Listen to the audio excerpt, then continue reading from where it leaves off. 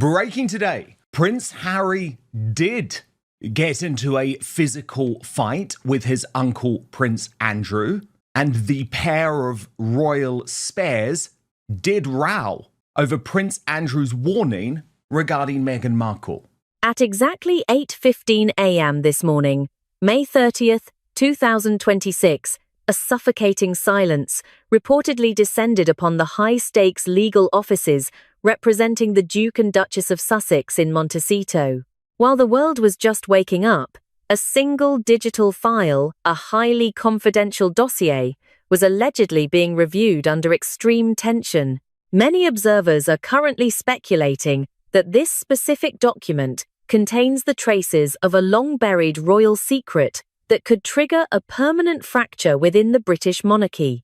According to several public reports, the atmosphere among the royal staff at Windsor was described as frantic, as assistants were seen rushing through the corridors of the Royal Lodge with an urgency that suggests an impending escalation. This morning's chaos was ignited by a brief, seemingly minor statement sent to People magazine from the Sussex Representative Office. The message was simple. Prince Harry denies ever engaging in a physical fight with Prince Andrew. However, from a commentary perspective, this is not merely a routine correction of the record. This appears to be a calculated defensive PR campaign designed to prevent a devastating domino effect. Public sources suggest that if the Duke were to admit to a violent confrontation with his uncle, the carefully constructed image of being a victim of royal aggression, which he established in his 2023 memoir, would suffer a total collapse. The timing of this denial is critical. It arrived exactly 48 hours after the explosive new bestseller, The Rise and Fall of the House of York, secured its position at the top of global charts. This raises the critical question whether the Duke is attempting to extinguish a fire that has the potential to incinerate his legal standing and visa status in the United States. If you want to stay updated on every breaking detail of this royal timeline as it unfolds today, please take a moment to like this video and subscribe to our channel for continuous coverage.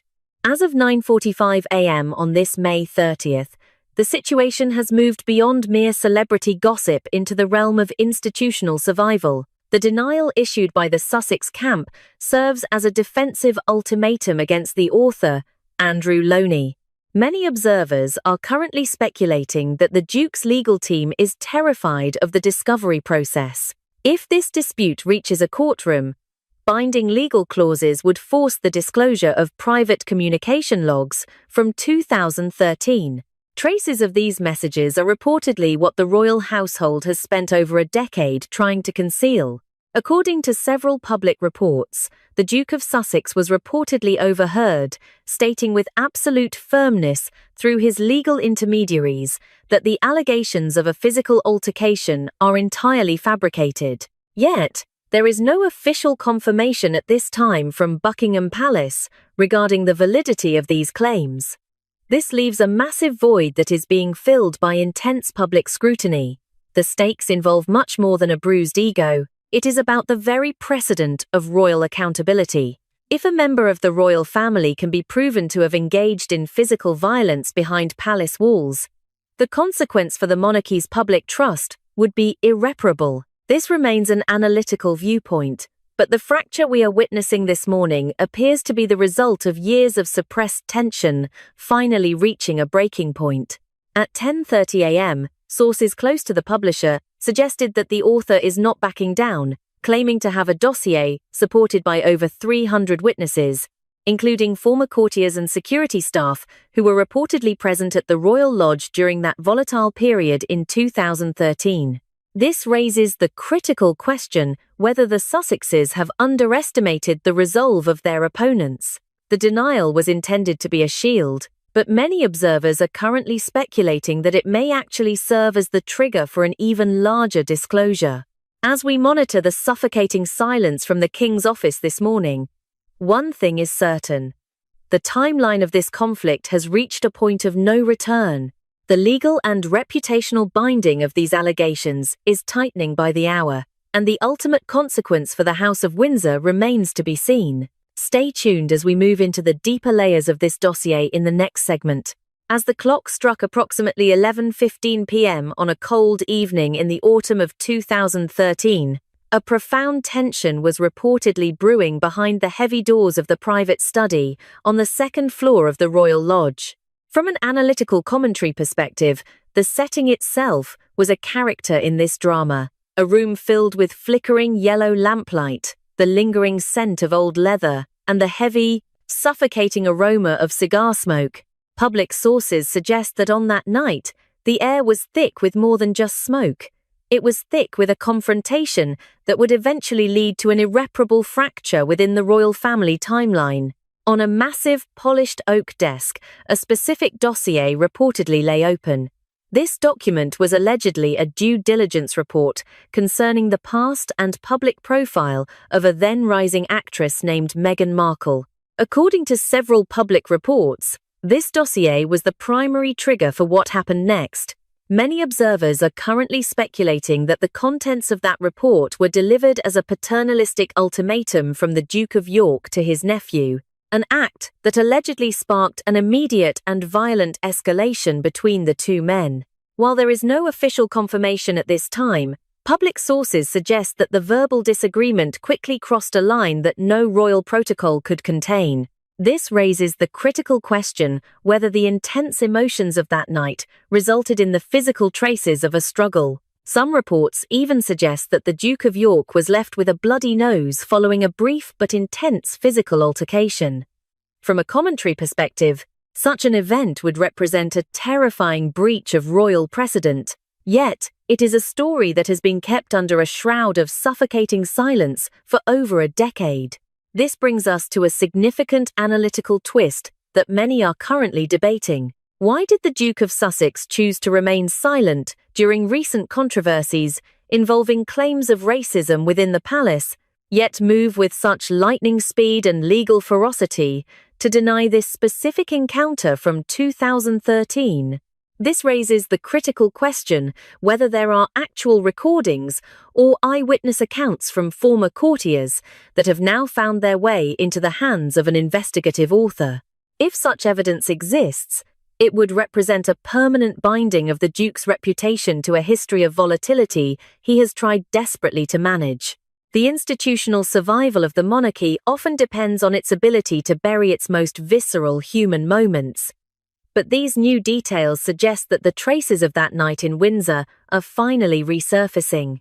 Public sources suggest that the staff working in the Royal Lodge at that time were bound by strict non-disclosure clauses.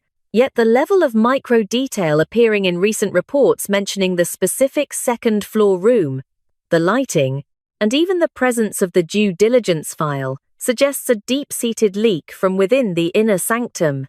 There is no official confirmation at this time that a physical strike occurred, but the sheer specificity of the account continues to fuel intense speculation across the globe.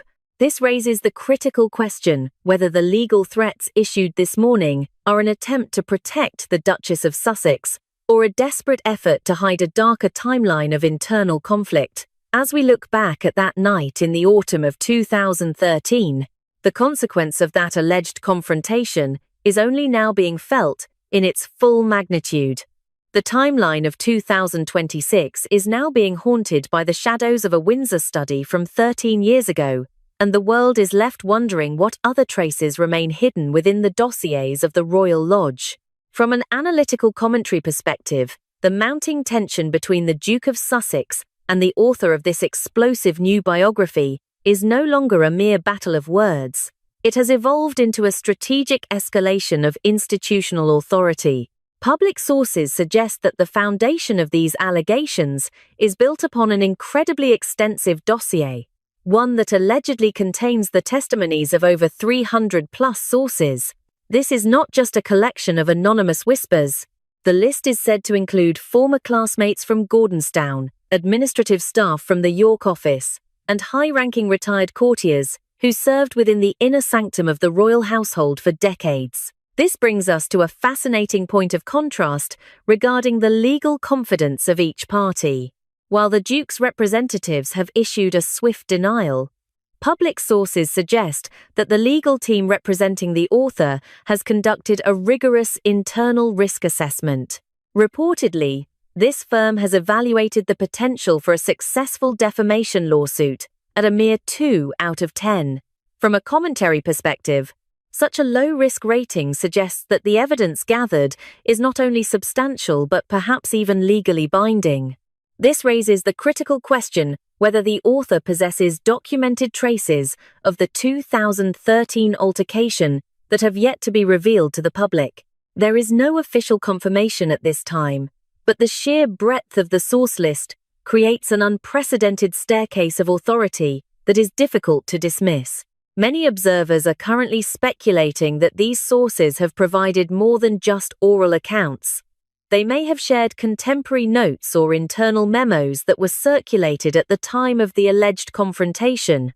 This creates a terrifying scenario for the Sussex camp, as any attempt to trigger a legal battle could lead to a massive escalation that they are not prepared to handle. The true Achilles heel in this situation involves the high-stakes legal mechanism known as the discovery process. From an analytical commentary perspective, if the Duke of Sussex chooses to proceed with a lawsuit, he would be legally compelled to participate in a full disclosure of his personal communication logs and diaries from the year 2013.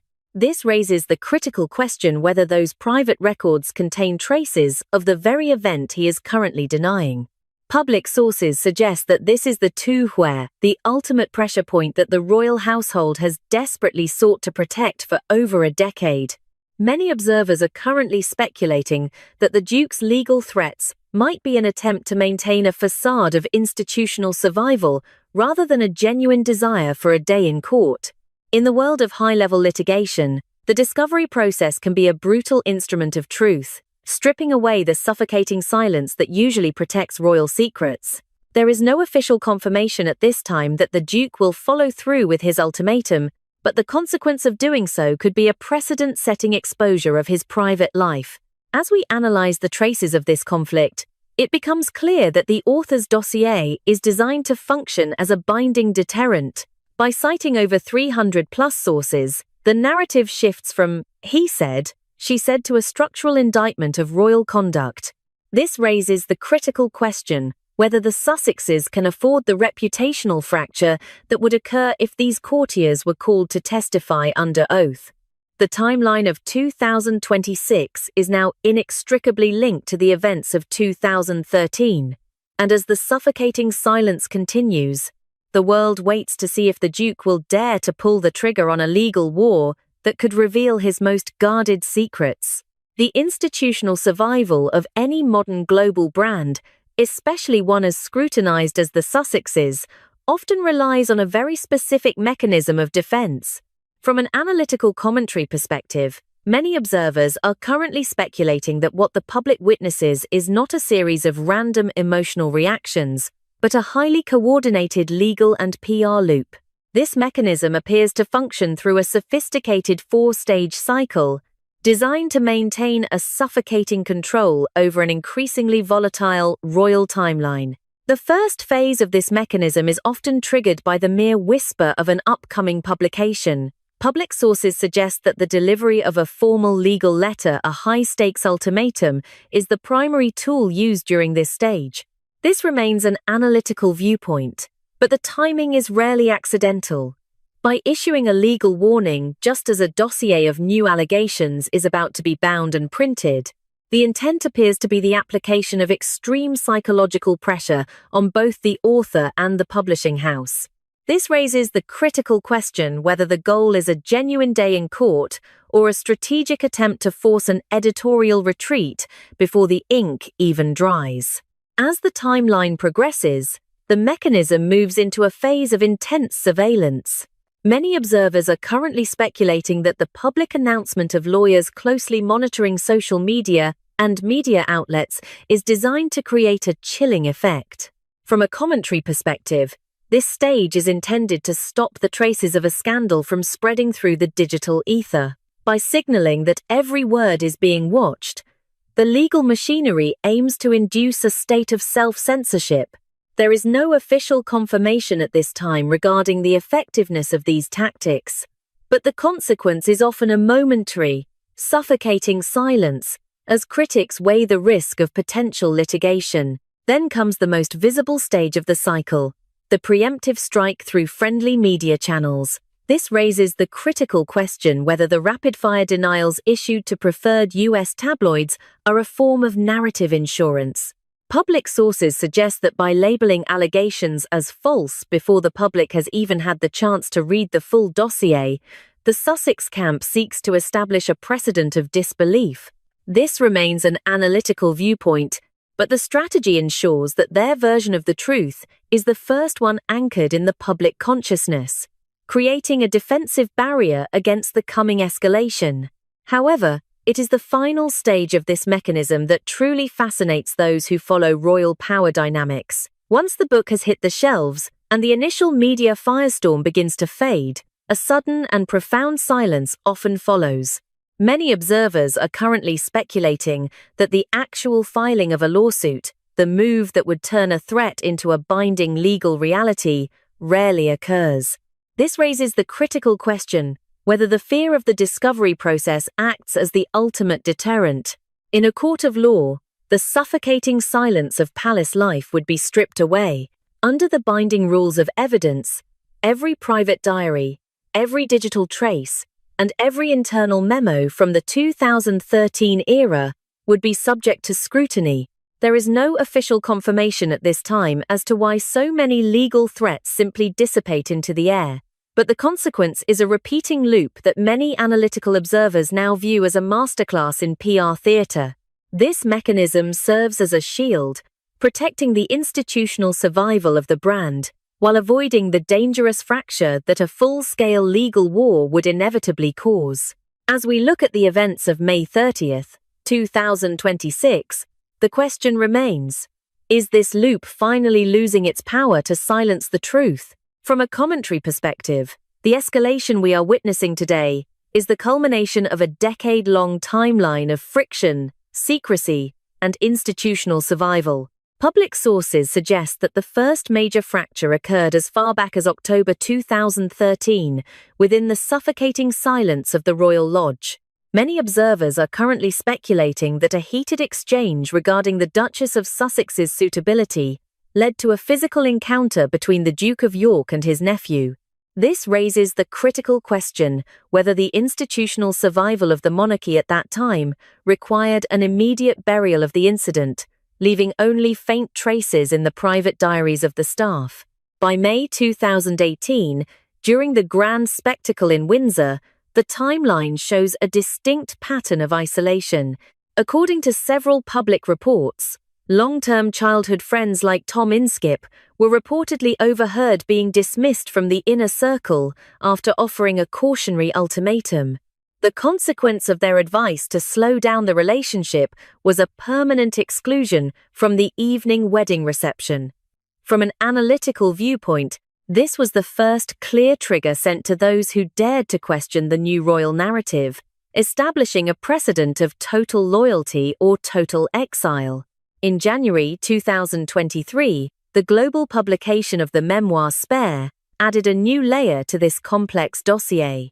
While the Duke of Sussex admitted to an escalation of violence with his brother, he chose to maintain a suffocating silence regarding any similar traces of conflict with his uncle. This raises the critical question whether certain clauses in his own memory were intentionally omitted to avoid a dangerous legal precedent.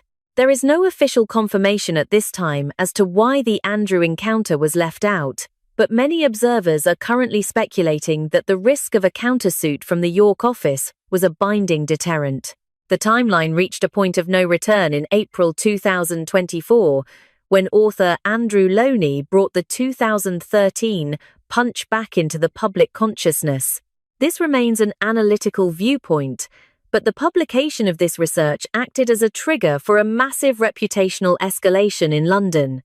Public sources suggest that the author's dossier was so thoroughly researched that it threatened to break the suffocating silence that had protected the Royal Lodge for over a decade. As we entered January 2026, the situation took an even more serious turn.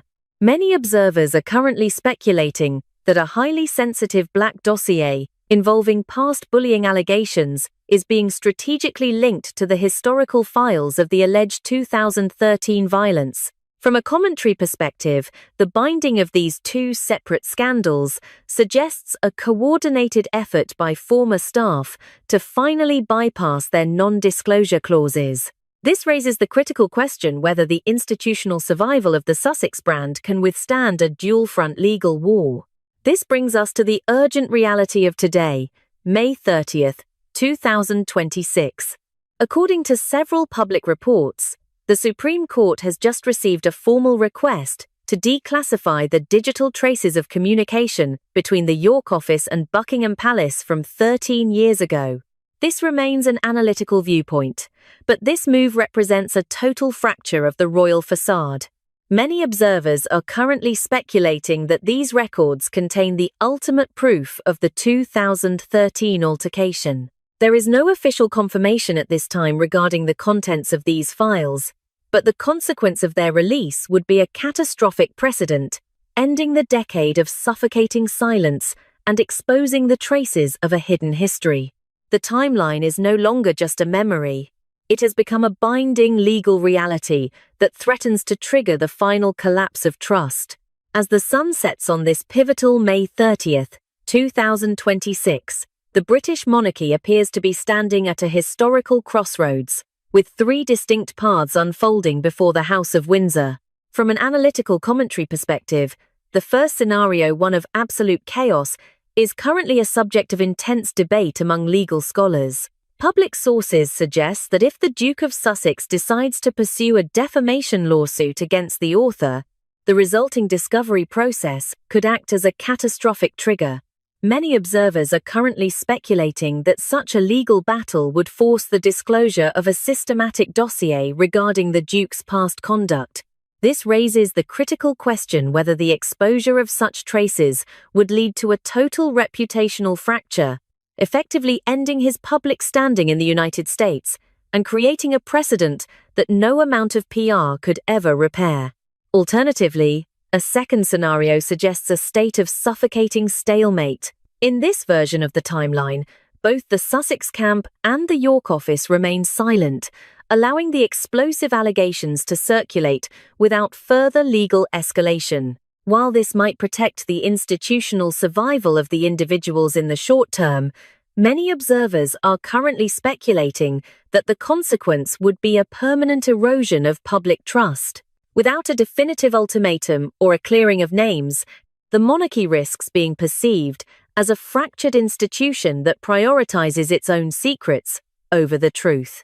There is no official confirmation at this time that such a strategy has been formally adopted, but the traces of this approach are already visible in the quiet tension surrounding the Royal Lodge this evening. However, from a commentary perspective, the most realistic scenario is perhaps the most unexpected: a silent, binding alliance between the Duke of Sussex and the Duke of York. This raises the critical question whether two men who have spent years in a state of mutual hostility might choose to coordinate their defense. Public sources suggest that because both individuals reportedly have dossiers involving past complaints from staff and courtiers, they may realize that a legal victory for one could trigger a disastrous precedent for the other. Many observers are currently speculating that they will choose a path of mutual non-aggression to avoid a discovery process that would allow former employees to bypass their non-disclosure clauses. In this scenario, protecting the institutional shell of the monarchy becomes more important than any internal punch or 2013 disagreement. Yet, as we analyze these possibilities on this May 30th, a new and chilling variable has emerged that threatens to overshadow every other timeline. This raises the critical question whether the true escalation is being driven by the generation of William. Public sources suggest that there is a strategic move to permanently clear the Royal Lodge, not just for the sake of reform, but to prepare a new residence for Queen Camilla. Many observers are currently speculating that the rumors of Royal Lodge becoming her future home are linked to a highly specific legal maneuver. The traces of this plan allegedly lie within the 75-year lease held by the Duke of York. According to several public reports, an ultimatum regarding the lease's strict maintenance clauses was reportedly triggered at exactly 9 a.m. this morning. This raises the critical question whether the allegations of violence and the sudden scrutiny of the 2013 dossier are merely the opening salvos in a much larger cleaning of the royal house. Was the 2013 incident leaked now to provide the moral justification for an eviction, to uncover the hidden traces within these dossiers, and to stay ahead of the next royal fracture? Join the Royal Insider Network. We are diving deep into the confidential clauses that govern the Windsor estates. The suffocating silence is breaking, and you don't want to miss the moment the full truth finally emerges. Subscribe now to keep your eyes on the shadows of the palace. 10:45 a.m. March 2nd, 2026. Inside Office 4B at Clarence House, the air was cold, silent, and heavy with the weight of a dynasty's survival. A single handwritten list sat on a mahogany desk. Princesses Beatrice and Eugenie, the daughters, of course, of Andy and Fergie. Signed with the sharp, decisive stroke of Prince William. The verdict was final. Princess Beatrice and Princess Eugenie have been officially struck from the royal procession for this June's royal ascot. This is no longer a rumour or a scheduling conflict. This is a permanent eviction from the inner sanctum of the British monarchy. With Wallis Simpson, you might remember the king he abdicated on that sort of basis. No, this is the biggest scandal. Our investigative team has confirmed through high-level sources within the Lord Chamberlain's office that this is the direct result of a catastrophic breakdown in trust. The York sisters were given a choice, and they chose wrong. We have obtained exclusive details regarding a clandestine meeting that took place in late February, lasting exactly 48 minutes. And they won't be allowed to join their family in the royal procession either. This is all due to the Epstein revelations surrounding their parents, Kinsey. During that standoff, Prince William reportedly looked his cousins in the eye and delivered a chilling ultimatum. He told them, and I quote from a witness account, "The Crown cannot protect those who keep secrets from it. You will either open your financial records for an independent audit, or you will vanish from the public eye." The sisters refused. They stood their ground, citing privacy and the advice of their father's legal team. At that moment, William didn't argue. Still welcomed into the bosom of the royal family, but more and more evidence is emerging that Bea and Eugenie were not exactly innocent of their parents' nefarious activities. He didn't raise his voice. He simply walked out of the room and activated the Institutional Risk Management Protocol. If you are as shocked by this ruthless move as we are, hit that like button right now and subscribe to our channel. Your support allows us to keep digging into the files the palace once buried. Tell us in the comments, is William a hero for cleaning house, or is he being a tyrant? This breaking news is the fallout from the massive Department of Justice dump that occurred in January 2026. I tell you, I mean, it's extraordinary, isn't it? Because this time last week, I was giving you the rundown of the top 13 scandals in history. And basically, I'm talking from 90 years ago.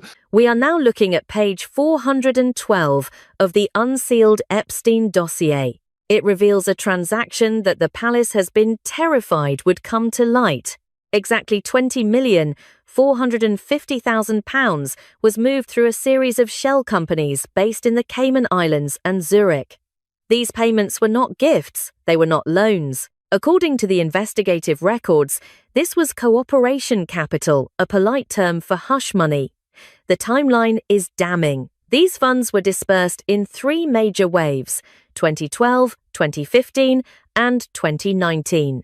But let's move on to some other issues. And there are reports that Princesses Beatrice and Eugenie have been banned from attending Royal Ascot in June.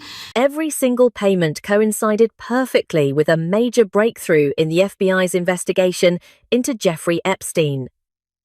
Every time a victim prepared to speak, money moved into accounts linked to the York daughters. The betrayal runs deeper than just the money. We are talking about the documented manipulation of two young women by their own mother. Sarah Ferguson, the Duchess of York, is portrayed in these leaked emails not as a protector, but as a broker. In one chilling exchange from July 2009, just 5 days after Epstein was released from his first prison sentence for sex crimes, the York women turned down Prince William's suggestion to allow an ethics check to be carried out about their personal investments. They say that's really... Fergie sent an email thanking the financier for what she called his supreme friendship. She then confirmed she was sending her daughters to Miami on his private jet, the Lolita Express. But the most revolting detail, the one that reportedly made William physically ill when he read it, was Fergie's description of her 19-year-old daughter, Eugenie. She told Epstein to wait for Eugenie to return from what she crudely labelled a shagging weekend before they finalised their travel plans. Prince William is no longer playing the role of the kind older cousin. And he'll no doubt still be under pressure as the fallout from the Epstein files continues. What does this scandal mean for the future of the royal family? I know we've spoken about this a bit before, but this is no doubt the biggest scandal that the royal family has ever faced. He is now the enforcer. He has seen the transcripts where Epstein's financial advisors discussed keeping the York girls happy and cooperative. To William, this isn't just a family embarrassment, it is a biohazard to the throne. Our sources confirm that Catherine, the Princess of Wales, has been equally firm. During a private briefing at 10:30 p.m. last night, she reportedly remarked to a senior aide that the safety of the future king depends on the distance we put between ourselves and the Epstein ghost. This is why they are being scrubbed from Ascot. What I think is interesting about this story that I saw in the Daily Mail is that they say in November. If you see Beatrice and Eugenie on that track, you think of Epstein.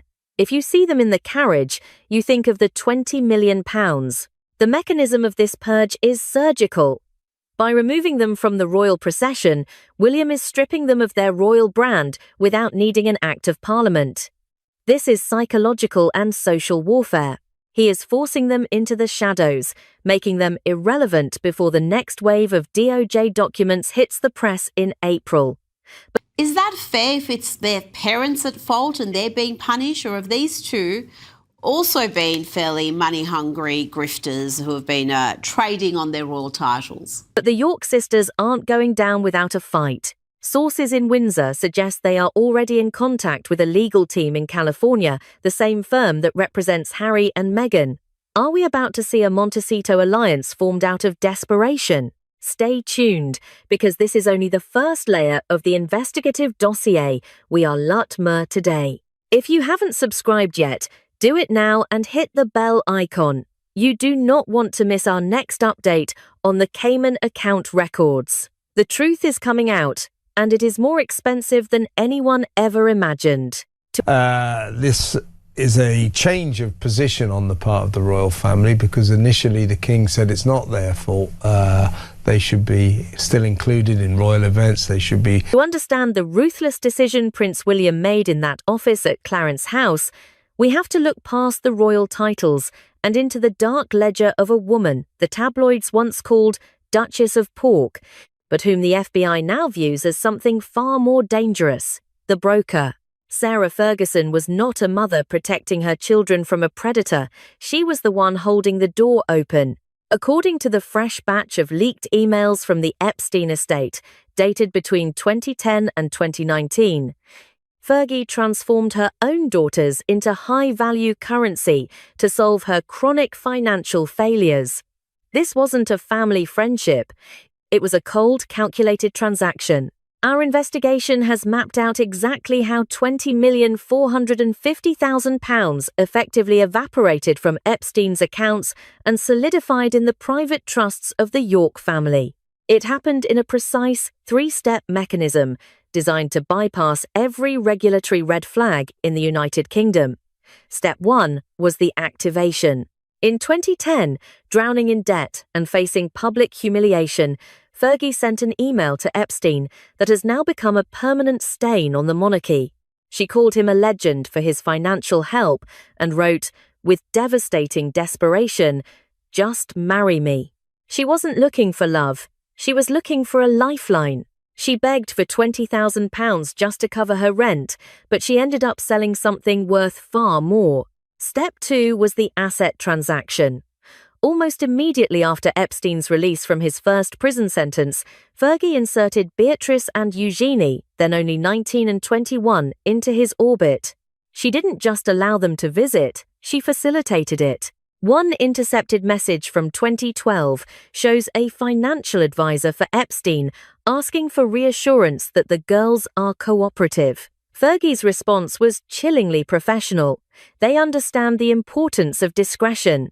The support you provide is what keeps this family afloat. At that moment, the princesses of the blood were no longer representatives of the Queen. They were assets in a hush money agreement. Step 3 was the camouflage. Between 2012 and 2019, the bulk of the £20 million was moved. This wasn't done via standard bank transfers that would alert the HMRC or the Bank of England. Instead, the money was broken down into structured wire transfers, filtered through offshore shell companies in the Cayman Islands and private accounts in Zurich. It was a masterclass in financial camouflage. Why the complexity? Because the timing had to be perfect. Our data shows a direct correlation. Every time a new victim came forward in the American courts, or every time a documentary crew started sniffing around the Yorks' connection to Epstein, a new investment would arrive in the York sisters' accounts. Epstein wasn't paying for their company. He was buying their silence about what they witnessed at his Manhattan mansion and on his private island. The outrage here isn't just about the greed, it's about the betrayal of the victims. While women were fighting for justice against a monster, 2 British princesses were reportedly receiving millions to stay quiet. An insider close to the York legal circle recently described a moment of realization within the palace walls, saying, "William saw the spreadsheets. He saw that the money didn't move when the girls were happy, it moved when Epstein was scared." This is the point of no return that led to the Ascot ban. William knows that you cannot be a working royal while your lifestyle is subsidized by the blood money of a convicted predator. If you find this level of corruption within the palace walls absolutely staggering, make sure to leave a justice comment below. Hit that like button to help this investigation reach more people. The public deserves to know who is really funding the royal lifestyle. And if you're new here, subscribe now. We are about to dive into the most sensitive document of all, the 2015 email where the price of discretion was finally put into writing. If the £20 million in offshore accounts was the fuel for this scandal, then the leaked email from July 2009 is the absolute detonator.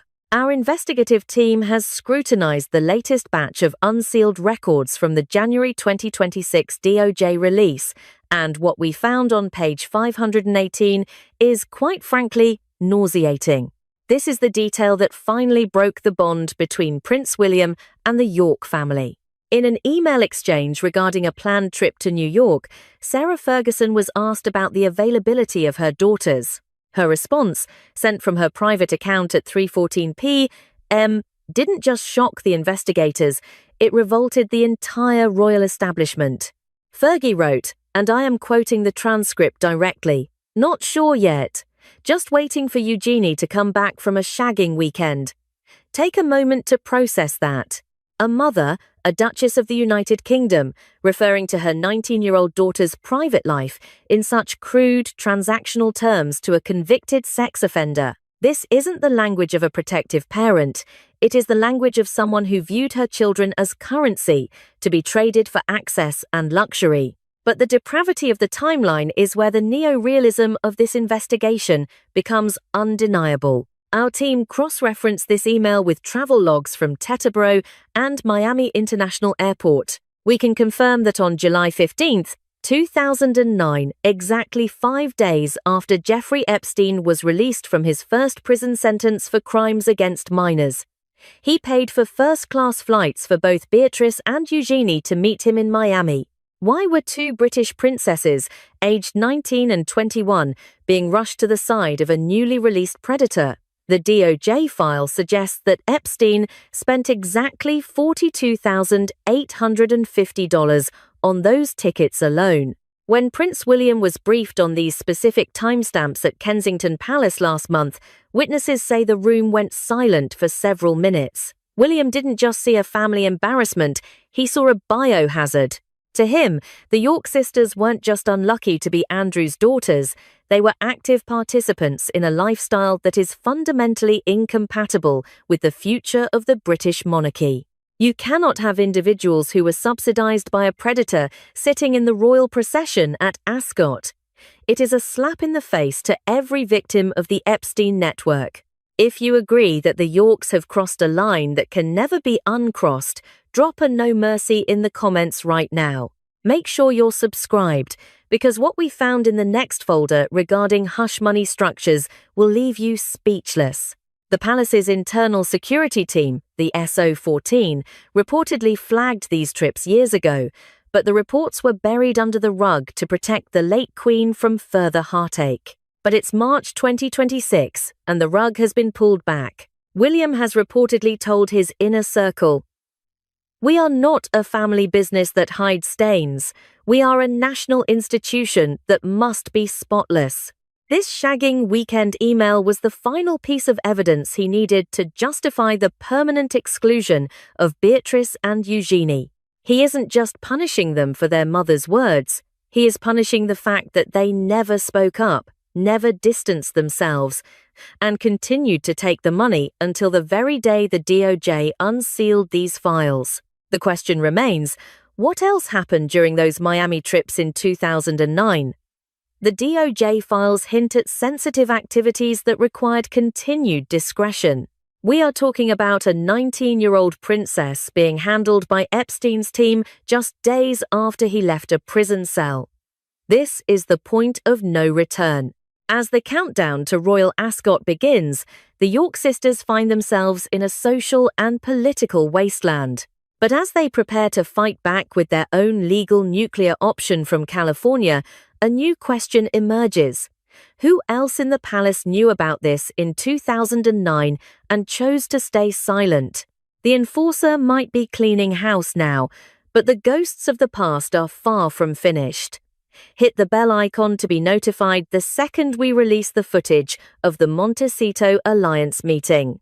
The war for the crown's soul has just entered its most dangerous phase. To understand the sheer scale of the purge happening inside the House of Windsor today, on this morning of March 3rd, 2026, we must look at the data not as isolated incidents, but as a systemic collapse.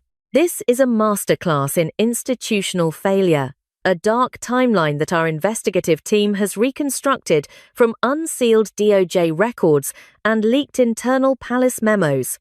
This isn't a family squabble, it is a decade-long trail of breadcrumbs leading to the total erasure of the York name. The infection began in July 2009.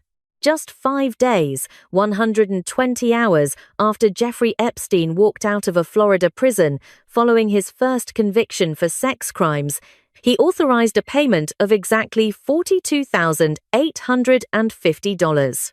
This money wasn't for a charity, it was for 2 first-class tickets for Beatrice and Eugenie to fly directly into his orbit in Miami. This was the moment the York sisters were first indexed into the Epstein network, a move facilitated by a mother who saw opportunity where any other parent would see a predator. By 2010, the relationship had solidified into a financial lifeline. In an email that has now become the smoking gun of Sarah Ferguson's desperation, she called Epstein a legend and begged for £20,000 to cover her rent. It was during this period that Fergie reportedly wrote the infamous "Just Marry Me" line, effectively selling her family's prestige for a few months of solvency. But as our team discovered, the £20,000 was just the bait. The real hook was much larger. The turning point for the current crisis occurred in November 2023 at Kensington Palace. In a meeting that lasted precisely 48 minutes, Prince William presented Beatrice and Eugenie with the first ethics check. It was a lifeline, an opportunity to disclose their offshore holdings before the coming storm. Our sources confirm they flatly refused, a decision that William reportedly categorized in his notes as a declaration of non-cooperation. From that second, the enforcer began drafting the protocols for their removal. The disaster went nuclear in January 2026. The Department of Justice unsealed page 412 of the revised Epstein dossier, exposing the structured wire transfers totaling £20,450,000. The world finally saw the Cayman Loop, a mechanism used to move hush money into York-linked accounts in Zurich and the Cayman Islands between 2012 and 2019.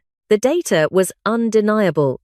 The princesses were subsidized by the very man the Crown was trying to forget. By February 2026, the fallout hit the patriarch. Inside room 212 at Royal Lodge, Prince Andrew was placed under suicide watch. Sources say he collapsed after learning that the DOJ had successfully tracked the £20 million trail directly to his daughters. The York fortress had finally been breached. If you think the palace is right to cut them off before the whole monarchy is dragged down, hit that like button and drop a "Protect the Crown" in the comments. We need to know where you stand on this. That brings us to today, March 3rd, 2026. The Ascot ban is no longer a threat, it is an active execution of a royal sentence. For the first time in 40 years, the June procession will feature a glaring, empty space where the York sisters once stood. This is the visual confirmation of their civilianization. William has effectively scrubbed them from the royal brand to prevent the Ascot track from becoming a protest site for Epstein's victims. But as we look toward June 2026, the timeline suggests this is only the beginning. With the sisters reportedly seeking refuge in the Montecito alliance, the question is no longer if they will be stripped of their titles, but when. Are they preparing to leak their own counter-dossier against the king? The silence from Royal Lodge is deafening, and in this game of high-stakes survival, silence is usually the sound of a fuse burning. Subscribe now and hit the bell. We are currently verifying a leaked audio file from that February 48-minute meeting that will change everything you think you know about Prince William's merciful side. Beyond the offshore accounts and the multi-million-pound wire transfers, there is a singular piece of evidence that has turned the stomach of the British establishment and solidified the York purge. Our investigative team has gained access to a decrypted string of communications from the January 2026 DOJ dump, and it reveals a level of maternal betrayal that is almost impossible to comprehend. We are looking at an email sent from Sarah Ferguson's private server at precisely 4:42 p.m. on a Friday in 2010. In it, Fergie wasn't just chatting with a friend, she was managing an asset. When Jeffrey Epstein inquired about a potential meeting in New York, the Duchess of York didn't respond with the caution of a mother protecting her 19-year-old daughter. Instead, she wrote the phrase that has now become a permanent stain on the House of Windsor. Not sure yet. Just waiting for Eugenie to come back from a shagging weekend. Our investigators have confirmed that this wasn't a crude joke or a slip of the tongue. It was a marker of a transactional reality. Fergie was using her daughters as human currency to maintain her proximity to Epstein's wealth.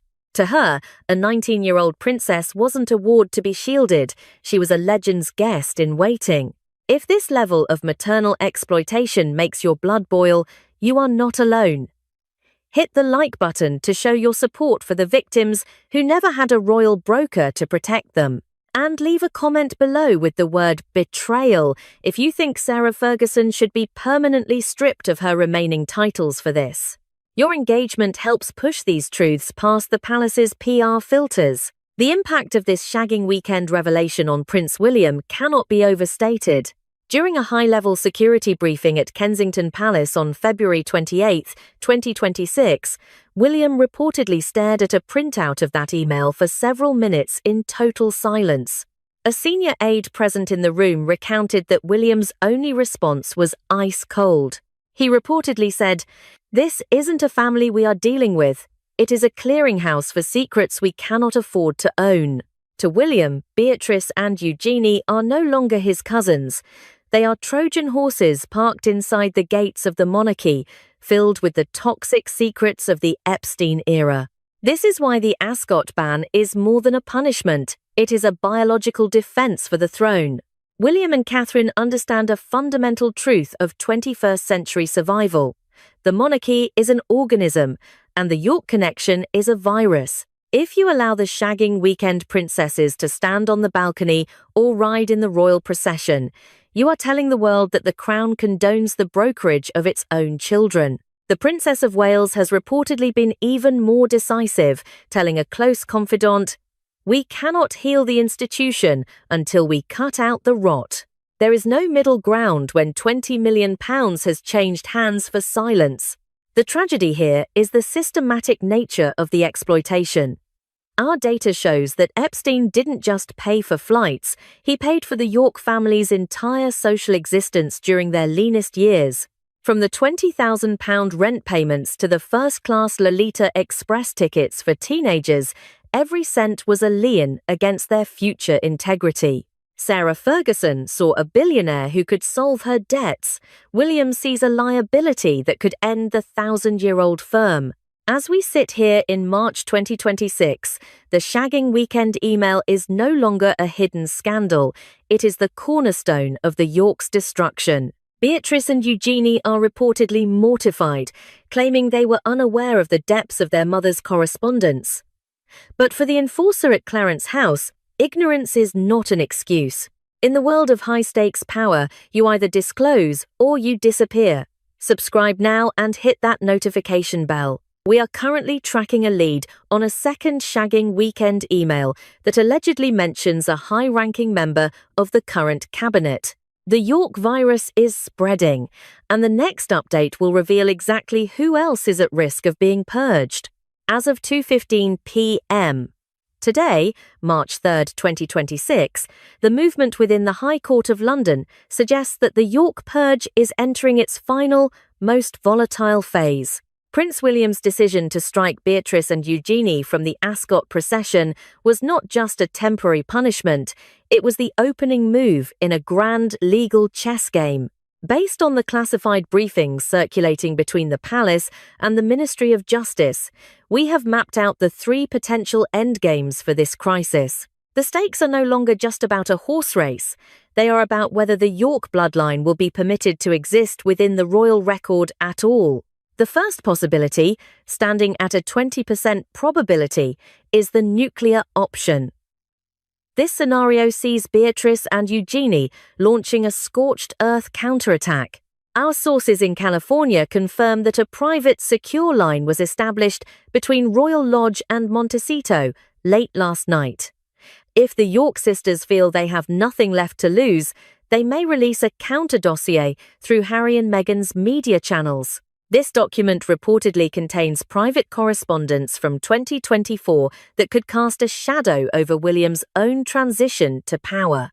It is a desperate move, a mutual assured destruction strategy that would see the Yorks and the Sussexes form a Montecito alliance to burn the bridge once and for all. The second path, at a 30% probability, is the gilded exile. In this scenario, the palace offers a clandestine settlement.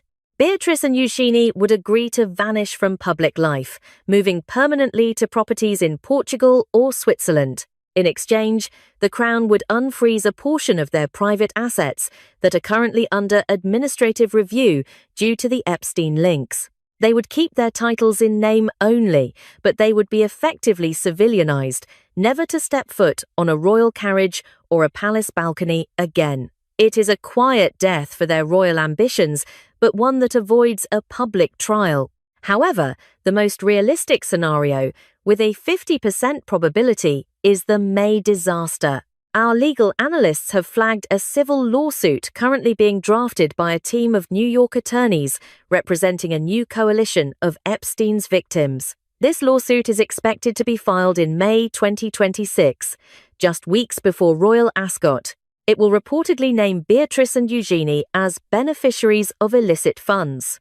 This is the nightmare William is preparing for. If this lawsuit hits, the Crown will be forced to cut the Yorks off entirely, stripping their titles and removing their security to avoid being named as a co-defendant in an international racketeering case. William isn't just being cruel, he is performing an emergency amputation before the infection kills the patient. If you think William is doing what must be done to save the monarchy, leave a comment with the word Crown. If you think the York sisters are being unfairly targeted for their parents' sins, comment Sisters. And before we reveal the most dangerous piece of evidence yet, make sure you hit that subscribe button and the bell icon. We are tracking these legal filings in real time, and you cannot afford to miss the update dropping tomorrow. But as we close this dossier, there is one detail from the January 2026 DOJ dump that was never fully made public. It is a recording, lasting exactly 3 minutes and 15 seconds, captured by a hidden device in the Hum Ruyu, the wine cellar at Epstein's Little Street James estate. Our investigative team has verified the existence of this audio through a source in the New York legal circuit. On the tape, a man whose voice is indistinguishable from Prince Andrew is heard negotiating a protection contract for his daughters. He wasn't talking about bodyguards. He was negotiating the price of their silence using a source of funds that cannot be traced to any known royal account. This basement tape is currently the subject of a fierce legal battle. A high-profile lawyer in Manhattan is reportedly preparing to leak the transcript during the very week of Royal Ascot this June. If that audio is played on the world stage, it won't just be the York sisters who fall. It will be a seismic event that could shatter the very foundation of the Windsor dynasty. The enforcer at Clarence House is moving fast, but is he fast enough to outrun a recording from a dead man's cellar? We have secured a lead on the first 60 seconds of that transcript. Our special report on the basement tape premieres tomorrow at 8 p.m. sharp. Do not be the last to know. The truth is no longer hidden. It's just waiting for the right moment to explode. 11:45 p.m. Studio 8H, Rockefeller Center. The red light of camera 1 flickers on, and with it, the final pillar of Meghan Markle's carefully curated American fortress collapses in real time. It is Saturday night, and for the millions watching across the globe, what they are witnessing is not just a comedy sketch. All they had to do was shut up and do nothing. And Prince Harry and Meghan Markle were probably going to get their best news cycle in years, because we know deep down they want to bring down the British royal family. It is a public execution of a brand. Colin Jost leans into the microphone, his face a mask of professional deadpan. He looks directly into the lens and delivers a punchline that sends a shudder through the Montecito estate. He tells the world that the royal family has reached a final, desperate conclusion. The only way Prince Andrew can ever take the throne is if the only other choice is Meghan. There is a hollow second of silence, a gasp. And then the room erupts. But this is not the supportive laughter of an audience in on the joke. Just here it comes. Reopen British markets for American companies. All that Britain demands in return. It is the roar of a public that has finally been given permission to say out loud what has been whispered for years. You are watching breaking coverage on this 5th of March, 2026. If you recognize the gravity of this cultural shift, hit the subscribe button now and turn on all notifications. We are tracking the fall of the Sussex Empire as it happens. This moment on Saturday Night Live is what experts call a media permission slip. For years, the liberal media establishment in New York and Los Angeles acted as a protective shield for the Duchess. Andrew's confiding to friends about the not-so-secret relationship with him and Meghan Markle, and this is why Prince Harry wants to end the marriage, and is so disgusted he can barely touch his woman. To criticize her was to risk accusations of bias. But when NBC, The flagship of that very establishment ranks Meghan Markle below a man frequently referred to on air as a river corpse. The shield is gone. The rules of engagement have changed. Behind the scenes at Rockefeller Center, the atmosphere was far more calculated than it appeared on screen. Internal dossiers suggest this script did not simply fall onto the teleprompter. It was subjected to 3 distinct layers of legal vetting. NBC's compliance team spent hours ensuring the language did not trigger defamation clauses. Build electric cars, he's going to Mars. Why isn't he even involving himself with Twitter? It would be like if the Prince of England gave it all up just to marry an actor from Suits. Meaning the network's leadership determined that Meghan's public standing has hit such a low point that she is now, for all intents and purposes, a figure of universal ridicule. Her brand value has not just dropped, it has entered negative territory. The audience reaction in that studio is the most damning piece of evidence we have. When Yost delivered the line comparing her to the disgraced Duke of York, the groan was visceral.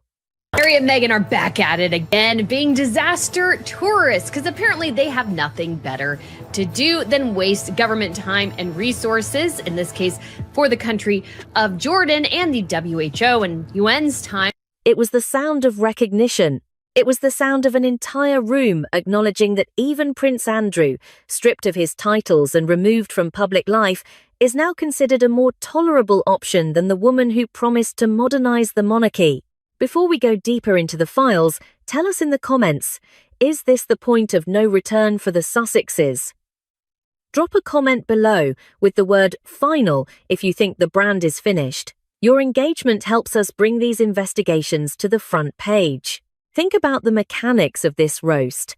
Saturday Night Live is the barometer of the American left. By turning Meghan into the ultimate punchline, they have signaled to every other talk show host, every journalist, and every celebrity friend that the protection order is lifted. You can hear it in the way Jost recounted the alleged royal decree.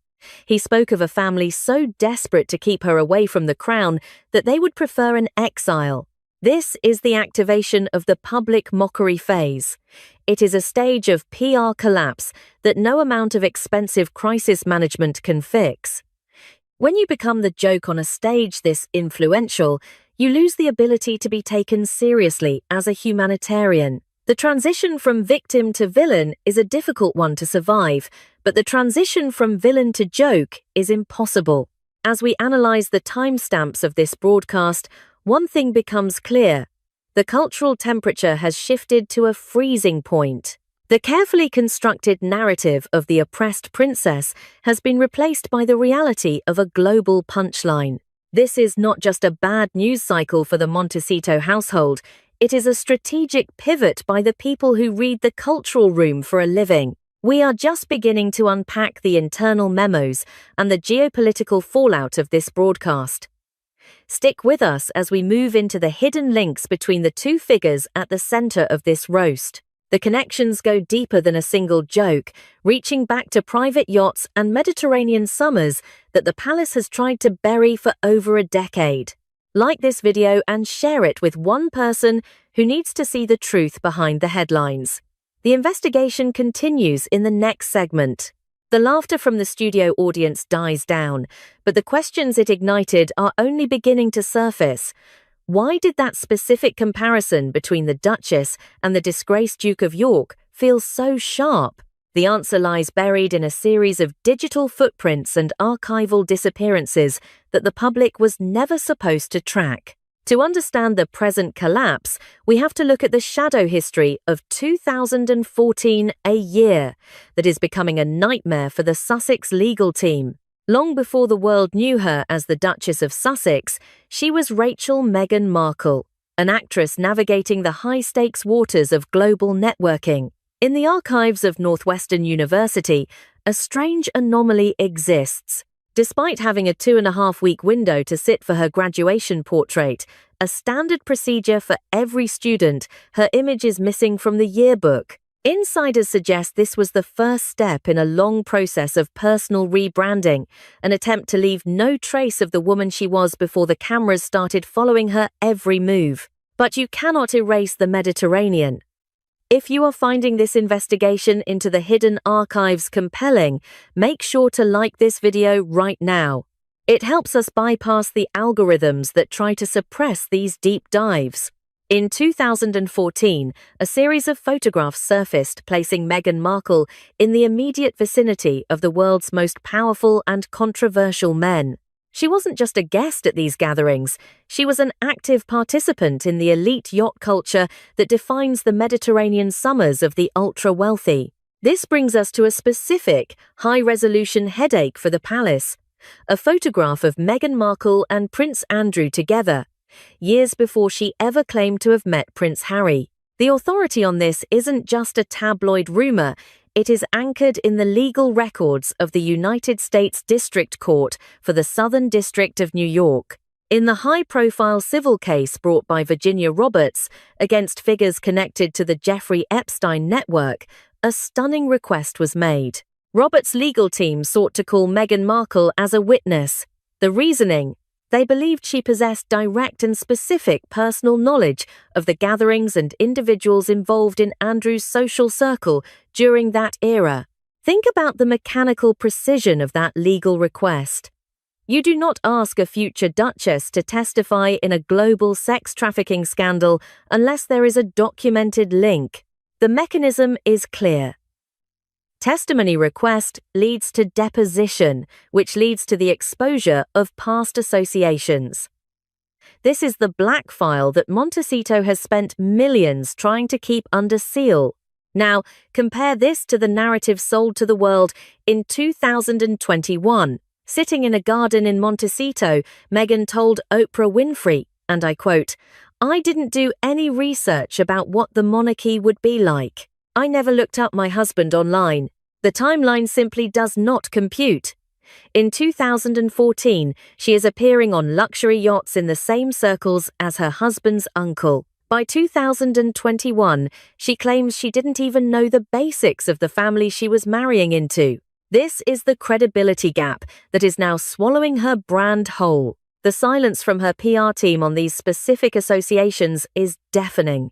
Usually, any threat to her image is met with a swift legal filing. But on the matter of the 2014 Mediterranean files, nothing. Absolute tactical silence. As we move forward, we have to ask, what else is hidden in those lost archives? Comment below with the word truth if you believe the full story of the 2014 yacht connections needs to be declassified. We are monitoring the court registries for any new filings that could break this case wide open. The trail of breadcrumbs is leading us away from the humanitarian speeches and back to a world of dark networking that began long before the royal wedding. The images flooding the newswires from Amman this morning were meticulously designed to evoke a ghost. In the pediatric ward of a specialty hospital in Jordan, Meghan Markle is seen holding the hand of a 14-year-old burn victim. It is a frame-by-frame recreation of the late Princess Diana's most famous humanitarian visits. But as the shutters click, the illusion breaks. Meghan's eyes are not on the child, they are locked onto the lens of her private photographer. This is what psychological branding experts call image hijacking, the deliberate attempt to seize the emotional capital of a deceased icon to mask a failing reputation. But there is a cold, clinical reality that no filter can hide. While the Duchess performs compassion for the cameras in the Middle East, halfway across the world, a different story is unfolding. In a small house in Mexico, Thomas Markle, her own father, sits paralyzed after multiple strokes, waiting for a phone call that has not come in years. The juxtaposition is staggering. A woman flying across continents to comfort a stranger's child for a photo op, while ignoring the biological father who is begging for a final reconciliation before his time runs out. This is the point where public curiosity turns into visceral indignation. If you believe that charity should begin at home before it reaches a camera lens, hit the like button and share your thoughts in the comments. We are reading every single one to see where the public stands on this humanitarian disconnect. The damage from this Jordan trip, however, extends far beyond bad optics. It has now escalated into a full-blown diplomatic liability. This was a rogue tour conducted without the coordination of the British Foreign, Commonwealth and Development Office. For the first time, we are seeing the authority ladder being used against the Sussexes by a foreign government. Following Prince Harry's geopolitically charged statements regarding the humanitarian corridors in Gaza, the Israeli government broke diplomatic protocol to issue a direct rebuke. A high-ranking Israeli official took to the platform X to publicly debunk Harry's claims, labeling them a false narrative. The official invited Harry to come and see for yourself how aid is actually being coordinated, effectively calling the Duke a purveyor of misinformation on the global stage. This is an unprecedented escalation. Under the traditional rules of the monarchy, royals remain strictly neutral to avoid exactly this type of international friction. By using their titles to amplify unverified talking points, the Sussexes have triggered a defensive mechanism from a sovereign nation. The record is now clear. The Israeli government has formally identified the Duke as a diplomatic risk. The consequences are mounting. Internal records from the Foreign Office suggest that this trip has created a precedent that the palace can no longer ignore. When an unsanctioned visit by a titled member of the royal family results in a public reprimand from a key ally, it ceases to be celebrity gossip and becomes a matter of national security. The break point is here. The world is watching a woman play the role of a saint in a hospital room, while her own family remains fractured and her husband's statements are being picked apart by international intelligence agencies. The Diana strategy has failed because it lacks the one ingredient Diana had: authenticity. Are we witnessing the final days of their diplomatic credibility? Subscribe and stay tuned as we move into the financial records of the foundation that funded this trip and the shocking discovery that the money is running out. The next chapter of this investigation will reveal exactly who paid for the private jets to Jordan while the couple's own charity was quietly being dismantled. The trail of the ghost ends here. How do two individuals with no official government role, no palace backing, and no diplomatic authority manage to secure high-level meetings with foreign royals and international agencies? It is not through diplomacy, it is through a highly calibrated four-step mechanism we call the faux royal tour. Today, we are pulling back the curtain on how this empty empire operates and why the machinery is finally grinding to a halt. If you have ever wondered how these trips are actually staged, drop a yes in the comments right now. Understanding this mechanism changes how you see every single headline. The first step in this mechanism is title activation. Even though they are no longer working royals, the titles Duke and Duchess of Sussex remain their most potent legal assets.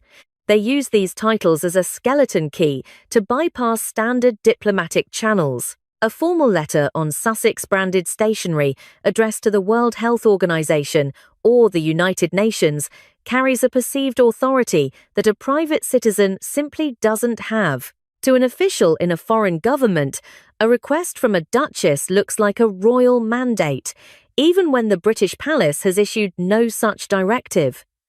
Step 2 is legitimacy outsourcing. Because their own foundation, Arcuwell, lacks the infrastructure to run large-scale programs, they connect with established third-party groups such as the Parents Together Foundation. By partnering with organizations that are already doing the work, the Sussexes can piggyback on existing projects. They don't build the clinics or the schools, they simply arrive at the ones someone else built. This allows them to share the costs of the trip while claiming the moral high ground of a humanitarian mission. Step 3 is the image harvest. This is the most critical part of the operation. Every faux royal tour is, at its heart, a content production. They do not travel with diplomats. They travel with private photographers and videographers. Every interaction, like the carefully staged hand-holding in Jordan, is choreographed to evoke the Diana aesthetic. These images are the product. They are captured, edited, and released to international media outlets to maintain the illusion of global influence and sell the narrative of the real royals. But step 4 is where we find the financial breakpoint. For an empire built on appearances, the ledger tells a very different story. Recent tax filings for the Archewell Foundation reveal a devastating staff exodus. In the last 12 months, the foundation has lost nearly all of its full-time senior employees. What was once a growing team has been reduced to a skeleton crew of consultants working on a per-project basis. The mechanism is failing because the burn rate, the speed at which they spend money on private security, PR firms, and luxury travel is vastly outstripping their charitable income. You cannot run a global PR machine when the foundation underneath it is hollow. The SNL roast was the bullet that hit the target because it exposed this exact reality. The world now sees through the smoke and mirrors. When you have no staff, no palace support, and now no public respect, the faux royal tour becomes impossible to sustain. The curtain is being pulled back, and the audience is no longer applauding the performance. Subscribe now as we move into the final timeline of the fall, where we reveal the specific deadlines that could see their last remaining titles stripped by the British Parliament. The clock is officially ticking. The fuse has been lit. What we are witnessing today, March 5th, 2026, is not a slow decline, but a rapid, scheduled dismantling of the Sussex brand. The walls are not just closing in, they are operating on a specific, lethal timeline. If you want to understand why the panic in Montecito has reached a fever pitch, you need to look at the countdown of the fall. It began on February 26, 2026, in the capital city of Amman. While the cameras were capturing Meghan holding hands with children, the real story was happening behind the closed doors of the royal palace. Our sources confirm a chilling diplomatic reality. King Abdullah of Jordan, an actual monarch with sovereign authority, refused to grant an audience to Harry and Meghan. In the world of high diplomacy, a refusal to meet is the loudest rebuke possible. It signaled the beginning of a global diplomatic blacklist. For years, they used their titles to open doors. Now, those doors are being locked from the inside. This was the first major indicator that the royal in Sussex has lost its international clearance. Then came today, March 5th. The Saturday Night Live roast has gone viral, marking the exact moment they lost control of the American narrative. For the first time, the home court advantage of the U.S. media has evaporated. When the cultural capital of New York turns its back on you, there is no refuge left. But the most dangerous date on this calendar is still ahead. If you want to be the first to see our deep dive into the upcoming April files, make sure you are subscribed and have that notification bell turned on. The next 30 days will change everything. In April 2026, a global investigative documentary is scheduled to air. This is not another tabloid hit piece. It is a forensic deep dive into the yacht girl allegations of 2014. We are talking about a project that has reportedly spent 2 years verifying flight manifests, port logs, and eyewitness accounts from the Mediterranean. This is the reputational time bomb that the Sussex legal team has been unable to defuse. The mechanism of their destruction is now shifting from public opinion to legal scrutiny. This brings us to the parliamentary deadline. In London, the pressure on the British Parliament to activate the Title Deprivation Act has reached a critical mass. The legal constraint is simple. If the upcoming documentary provides verifiable evidence of the paid companion allegations or links to the Epstein network that were not disclosed during the vetting process for the royal wedding, the titles are legally forfeit. Under the rules of the British monarchy, the dignity of the crown is a protected asset. The British Parliament has the authority to strip titles if they are deemed to be brought into disrepute by the holder's conduct or hidden past. If the April documentary confirms these associations, the pressure on the government to act will be irresistible. This isn't just about a name on a website, it's about the removal of the very foundation of their commercial existence. Think about the tension currently gripping their inner circle. They are 30 days away from a potential total exposure. Every move they make now is a desperate attempt to distract from the April deadline, but the authority ladder is moving against them. From the King of Jordan's snub to the U.S. media's mockery, and finally to the British Parliament's legislative power. The timeline is accelerating. The deadline is fixed. Comment below with the date you think the titles will finally be revoked. Is it April, or will they survive into the summer? The data suggests the breakpoint is closer than anyone imagined.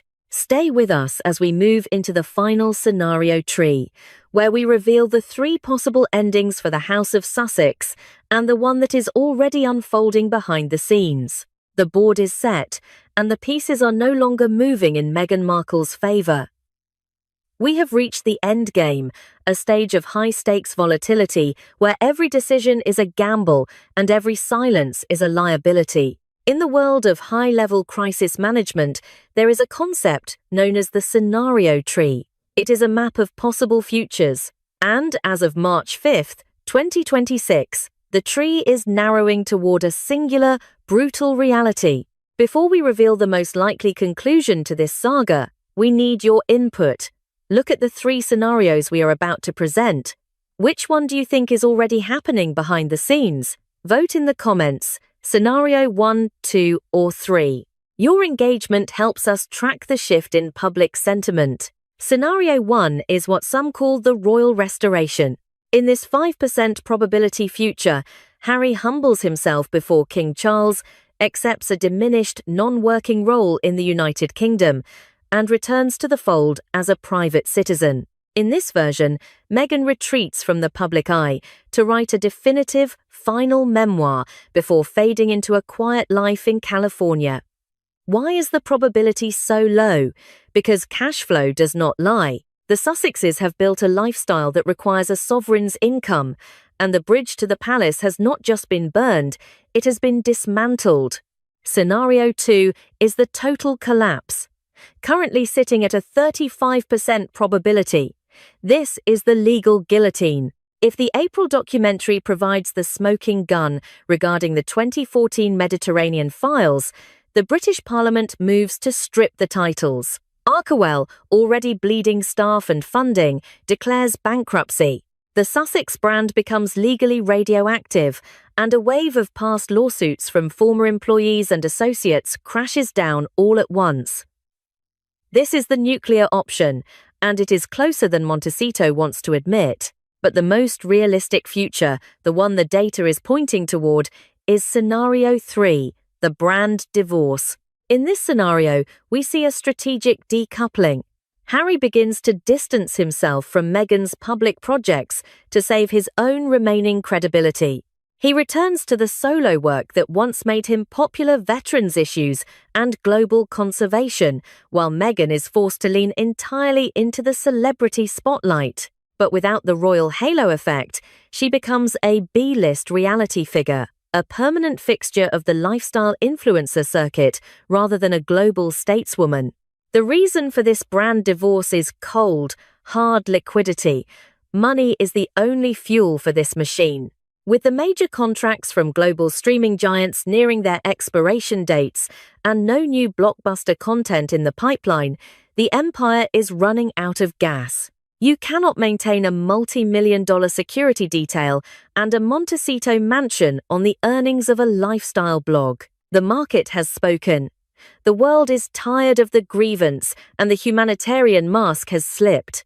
If you have stayed with us through this entire investigation, hit that subscribe button right now.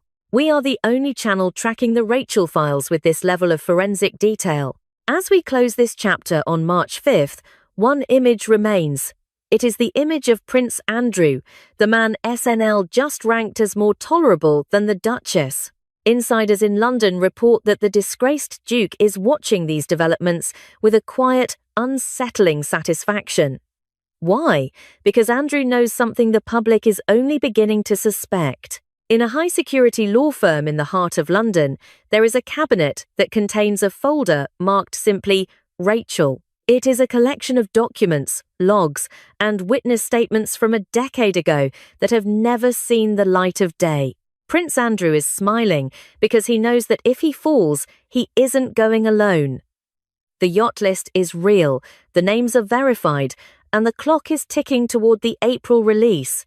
The endgame isn't just about a divorce or a failed foundation. It's about the truth that was supposed to stay in the Mediterranean. Who else was on those boats? The answer is waiting in our next special report. Don't look away. The most dangerous files are about to be opened. 8:30 a.m. Los Gatos, California. A single mouse click in the legal headquarters of Netflix has just obliterated a $50 million empire. While the world was sleeping, an emergency transmission was sent directly to Prince Harry's private. Are Prince Harry and Meghan Markle stuck in development hell when it comes to their alleged Netflix products? Because as it turns out, the entire industry is changing. Encrypted inbox. The subject line was cold, surgical, and final. Termination of first look agreement, effective immediately. This is not a routine contract expiration. This is a total financial evacuation. Our sources within the streaming giant confirm that Netflix has officially refused to disburse the remaining $50 million. Meanwhile, Meghan Markle, she's still pushing ahead with her Netflix series, but she's being warned that her With Love Meghan series may actually be coming to an end after a series of negative reviews. Of the original production budget. They aren't just letting the clock run out, they are pulling the plug while the patient is still on the table. For the Duke and Duchess of Sussex, the digital gold rush that began 6 years ago has officially ended in a catastrophic blackout. If you are joining us for this breaking investigation, hit the like button right now and subscribe to the channel. 'Tis the season to be jolly because the With Love Meghan holiday celebration is Netflix announcing to the world. We are tracking the money trail in real time as the House of Sussex faces its darkest financial hour. Drop a comment below. Do you think Netflix was right to walk away, or is this a betrayal? We want to hear from you. The reality on the ground in Montecito is even more chilling. Just 36 hours ago, the Sussex estate was a fortress guarded by a rotating team of 12 elite private security contractors. Maybe even the first look deal that Harry and Meghan got with Netflix might be soon to dissolve. And I wouldn't be super surprised because there is so much going on in the entertainment industry. By midnight last night, that number was slashed to 4. The familiar fleet of blacked-out Range Rovers that usually lines the driveway has vanished. Local sources report that the vehicles were picked up by a private leasing agency under the cover of darkness. The optics of royalty are being replaced by the cold reality of a looming liquidation. A high-level media insider reports that when the news hit the Montecito mansion, the reaction was explosive. According to a staffer who overheard the exchange, Prince Harry was heard shouting on a secure line to his legal team, quote, We are done with the fake Duchess and her balding husband. I have never witnessed something so toe-curling. We had an agreement. You told me the first look deal was ironclad. How can they just walk away? The response from the Netflix legal representative was reportedly ice cold. They told him, quote, Sir, the metrics don't lie. You haven't delivered a viable script in 18 months. The creative default clause was triggered weeks ago. We are simply formalizing the exit. This isn't just a rumor. We have cross-referenced this with a bombshell report from the California Franchise Tax Board. Harry and Meghan, unfortunately, not only are they not talented in this particular industry at all, they chose the absolute worst time to join the program. Archwell Productions has officially been moved to a special watch list. The data is staggering. The investigation shows that Archwell's operational expenses have exceeded their actual revenue by a massive 300%. In the business world, that is a terminal diagnosis. Netflix was their only oxygen tank, and now the tank is empty. Think about the mechanism of this collapse. A first look deal is essentially a golden handcuff. Netflix pays a retainer just to see your ideas first. Ever smiling, it feels unauthentic. And Naomi Osaka, who is a guest on the show, it's someone she clearly has no relationship with. It's incredibly awkward. But there is a hidden trigger. If you fail to reach a production milestone, which means getting a director, a cast, and a green light within a specific window, the studio has the right to freeze all future payments. Harry and Meghan didn't just fail, they stalled. Projects like Meet Me at the Lake have sat in development hell for over 3 years. Netflix executives reportedly told the couple in a private meeting last November, quote, "We are in the business of making hits, not funding a lifestyle." March 6th, 2026, will go down in history as the day the Sussexes were officially erased from the Hollywood map. The timeline is undeniable. From the $100 million high of 2020 to the total insolvency of today, the fall has been absolute. The Meghan mind virus has finally run out of hosts in the corporate world. No more documentaries, no more $5 million handcuffs. Just a quiet, empty driveway in Montecito and a mountain of legal bills. But as the money dries up in California, a different kind of movement is happening in London. While Netflix was hitting send on that termination email, a light was seen burning late into the night at Than Vuong Williams' private office. Something is moving behind the scenes, something that involves a one-way ticket and a total surrender. Don't go anywhere. We are just scratching the surface of this breaking news. If you haven't subscribed yet, do it now and hit that notification bell. Our next update drops in 3 hours. And we have the leaked flight manifests that suggest Harry may already be planning his exit strategy. Stay tuned. This is the end of the Sussex era as we know it. Inside the digital archives of Netflix's content strategy department, there is a hidden folder that was recently moved to the permanent archive.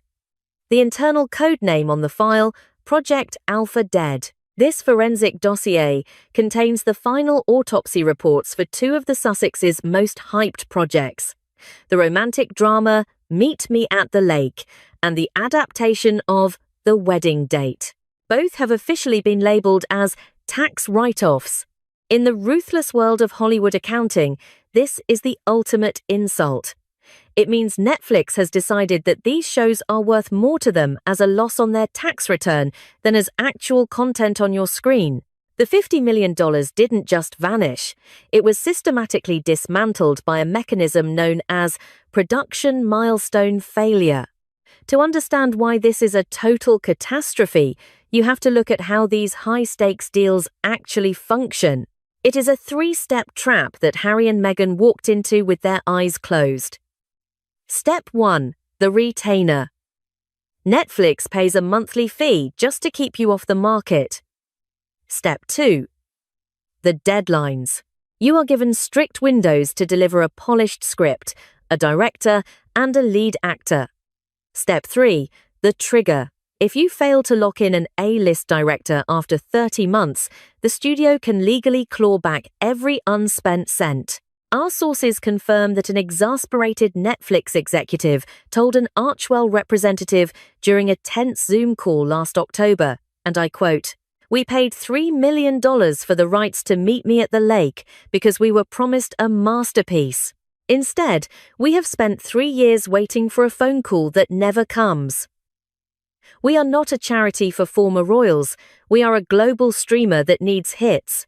If you are finding this breakdown helpful, please hit that like button and subscribe. It helps us keep digging into these hidden dossiers. Do you think Harry and Meghan underestimated how hard it is to actually produce a movie? Let us know in the comments below. We are reading all of them. The $3 million spent on those book rights is now effectively scrap paper. In a normal world, if Netflix drops a project, the producers can take it to another studio like Disney or Amazon. But Hollywood insiders are calling the Sussex brand radioactive. A senior producer at a rival studio recently remarked behind closed doors, quote, "Why would we touch a project that has been sitting in a dumpster for 3 years? If Netflix couldn't make it work with all their resources, The problem isn't the studio. The problem is the producers. The reality is cold and unforgiving. The Archwell name has become synonymous with development hell. Every day those projects sat idle, the brand value of Harry and Meghan decayed. Now, the rights to those best-selling novels are trapped in a legal limbo. Netflix owns the rights, but they refuse to film them. Harry and Meghan want to film them, but they have no money and no platform. This is the definition of creative bankruptcy. While they were busy flying in private jets and attending polo matches, the clock on their contract was ticking towards zero. That clock has now struck midnight. The $50 million is gone, the staff is being let go, and the scripts are being shredded. But the financial bleeding is only half the story. As the bills pile up in Montecito, the true cost of this failure is starting to show on Prince Harry's face. He is realizing that in Hollywood, you are only as good as your last hit, and he has zero.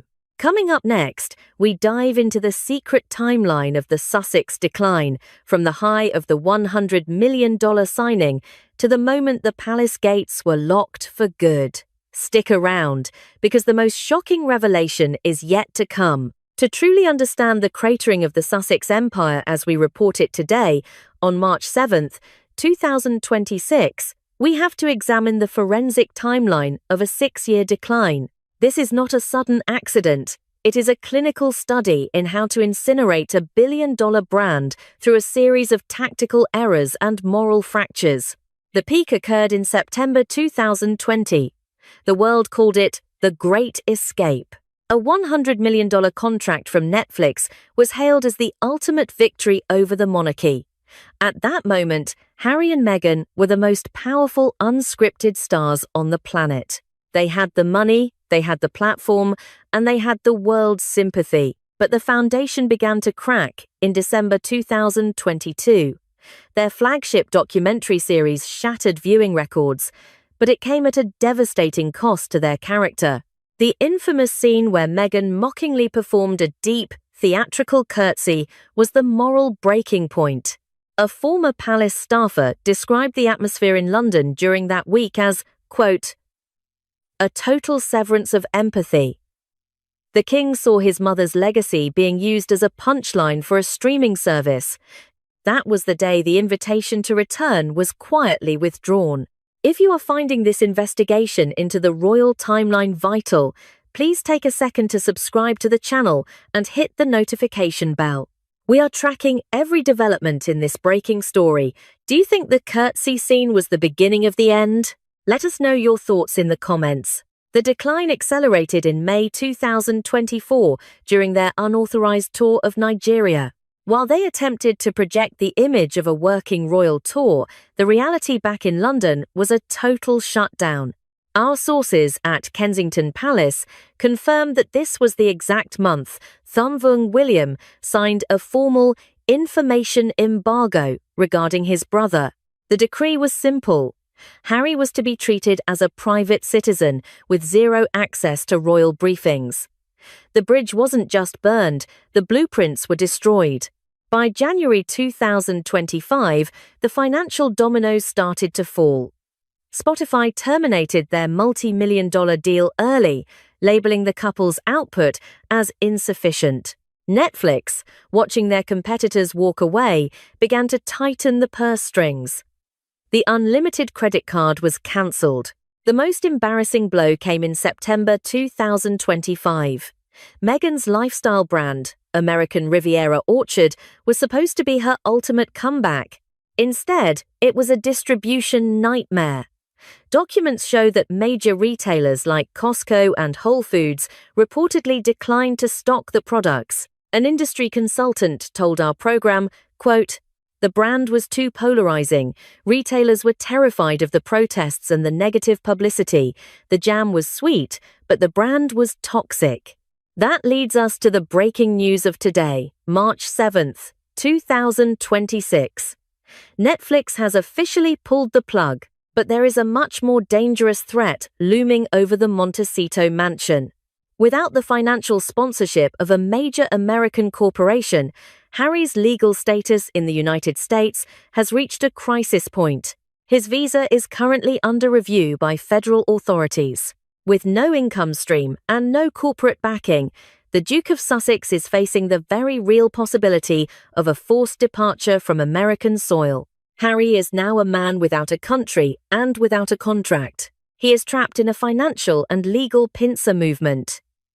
But as the walls close in on the California side of the Atlantic, Thunvung William is preparing a move that will change the face of the monarchy forever.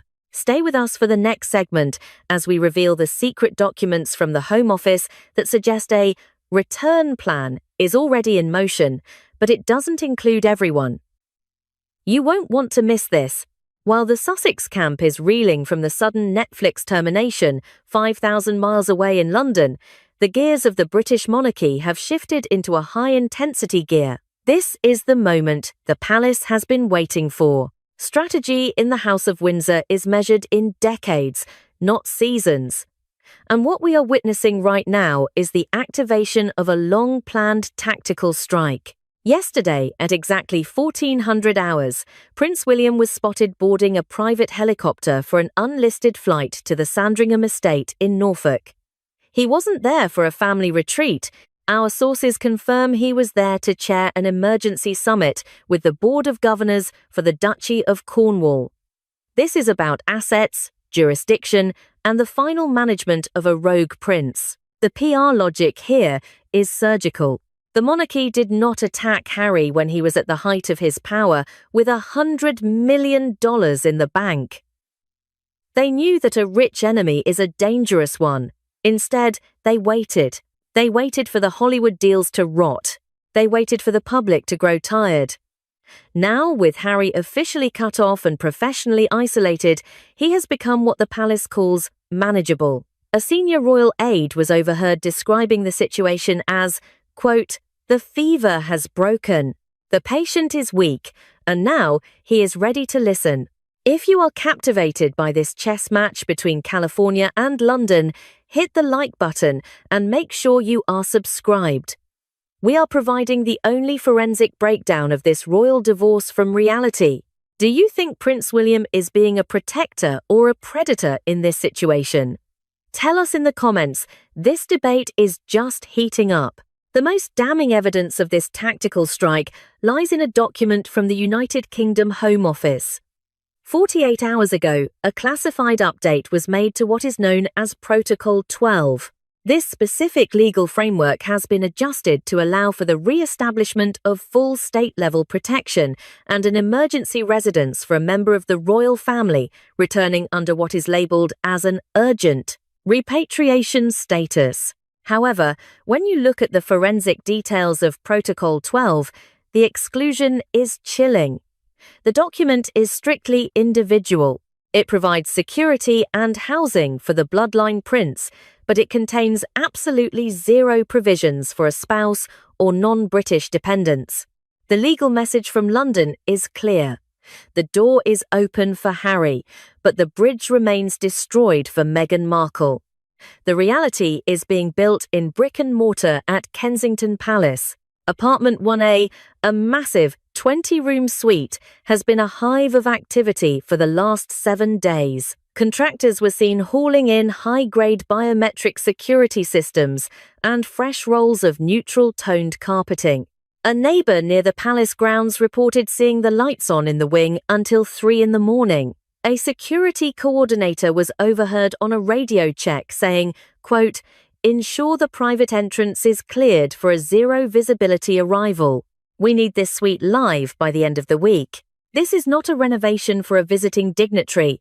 This is a sanctuary being prepared for a solo return. Prince William isn't just watching the Netflix collapse from a distance. He is preparing the cage or the refuge that Harry will have to occupy when the final bill in Montecito comes due. But as the palace prepares the room, a new threat has emerged from the California side of the Atlantic. A threat that could turn this repatriation into a legal battlefield. In our next segment, we break down the secret insurance policy Meghan Markle has been filming for the last 18 months. You won't believe what is on those tapes. Stay tuned. The math of the Sussex lifestyle has officially reached a terminal velocity. To understand why today's Netflix termination is a death blow, you have to look at the cold, clinical reality of what we call the burn rate. Our financial investigators have pieced together a confidential ledger that reveals Harry and Meghan are currently hemorrhaging $500,000 every single month just to maintain the illusion of royalty in California. This $500,000 monthly overhead isn't just for luxury, it is the cost of their survival. It covers a 24-hour private security detail, a rotating staff of housekeepers and assistants, global PR consultants, and the massive mortgage on their $14 million Montecito estate. For 5 years, the Netflix deal was the oxygen tank keeping this lifestyle alive. But with $50 million now officially blocked, the Sussexes are about to experience a total financial blackout. If you want to see the actual documents behind these royal finances, make sure you like this video and subscribe to the channel. We are dropping a deep dive spreadsheet into the comments section for our members. What would you do if you were $500,000 in the hole every month? Let us know your strategy in the comments. The mechanism of their collapse is now entering step 3, the clawback phase. Major financial institutions are no longer looking at the Sussexes as prestigious clients. They are looking at them as a high-risk liability. A leaked memo from a private wealth management firm in Los Angeles reports that a senior bank executive told Harry's representatives during a frantic call this morning, and I quote, "Without the Netflix guarantee, your debt-to-income ratio is in freefall. We are triggering a 90-day review of the Montecito mortgage. If a new verified income stream isn't secured by June, we will move toward a formal asset liquidation. A 90-day countdown." That is all the time Harry has left before the bank puts a "for sale" sign on the gates of their mansion. But here is the most sinister part of the mechanism. As the private banks close their doors, the only door left open is the one at Buckingham Palace.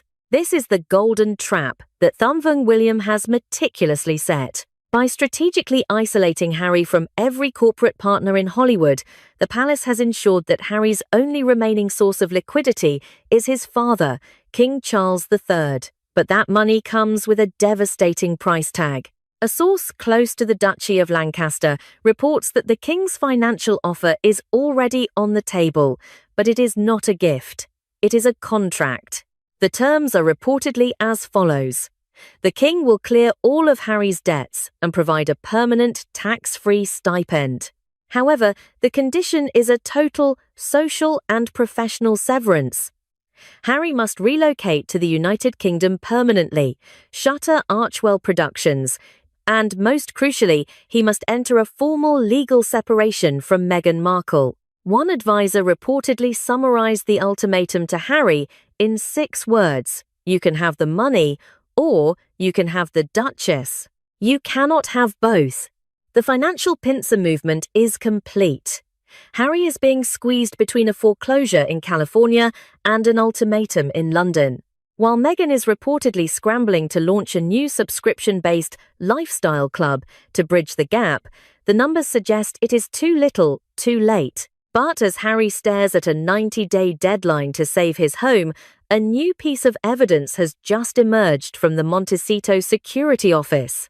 Someone inside the house has been leaking the Duchess's private phone logs, and those logs show several late-night calls to a high-profile divorce attorney in Los Angeles. Is the marriage already over, or is Meghan preparing a counterstrike that will bankrupt the monarchy? Stay tuned for our final segment of this breaking report. The nuclear button is about to be pressed. As of 8 a.m. on March 7th, 2026, the Duke and Duchess of Sussex are no longer just Hollywood outsiders, they are a financial liability. The Netflix collapse has triggered a sequence of events that cannot be reversed. Our analysts have run the data, cross-referenced the royal protocols, and consulted with top-tier divorce attorneys in both London and Los Angeles. We have mapped out the 3 most likely scenarios for the next 12 months. Scenario 1, with a 20% probability, the legal counterstrike. Sources within the Montecito mansion suggest Harry is leaning towards suing Netflix for breach of contract, but this is widely regarded as legal suicide. To win, Harry would have to enter the discovery phase, where every private email, every lazy production note, and every failed deadline from Archewell would become public record. A veteran Hollywood litigator told our program, quote, "If Harry opens that door, Netflix will release the footage of what really happened behind the scenes. It would be the end of his reputation forever." Scenario 2, with a 30% probability, the reality TV pivot. In this version, Meghan accepts a massive offer from a lower-tier streamer to star in a B-list reality series, something akin to The Real Housewives of Montecito. While this would solve their immediate cash flow crisis, it is the ultimate nuclear option for Harry's royal status. One palace insider remarked, quote, "If he appears on a commercial reality show, Thunvung William will have no choice but to permanently strip the Sussex title. Harry would go from a prince of the realm to a punchline in a single season." If you're still with us, you know we only provide the most forensic royal investigations. Hit the like button right now and subscribe to the channel. We are tracking the exact moment the Sussex Empire hits 0. Comment below. Do you think Harry will choose his wife or his title? Scenario 3, with a 50% probability, and the one we believe is already in motion, the Great Divorce. This is the clinical, tactical repatriation of Prince Harry. Our sources indicate that Thunvung William has authorized a $20 million transition fund through the Duchy of Cornwall. The conditions are brutal.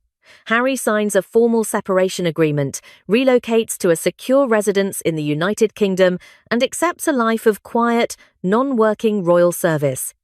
The catch? Meghan Markle remains in California with the children, funded by a separate trust, but with zero access to the royal family ever again. This scenario solves everyone's problems. Netflix gets to walk away quietly. William gets his brother back under control. Meghan gets the ultimate victim narrative to sell to the highest bidder. But as we were preparing this report, a document arrived from our investigators in Delaware that changes everything. This is the nuclear twist. At 9:45 a.m. yesterday morning, a holding company linked to Meghan Markle officially filed for a global trademark. The title of the trademarked project, The Silent Prince, My Life After Harry. This is the smoking gun. While Harry was reportedly arguing with Netflix lawyers to save their deal, Meghan was already branding their divorce. She wasn't just preparing for a collapse, she was counting on it. She has built a post-Harry content empire before the marriage is even legally over. Was the Netflix deal sabotaged from the inside?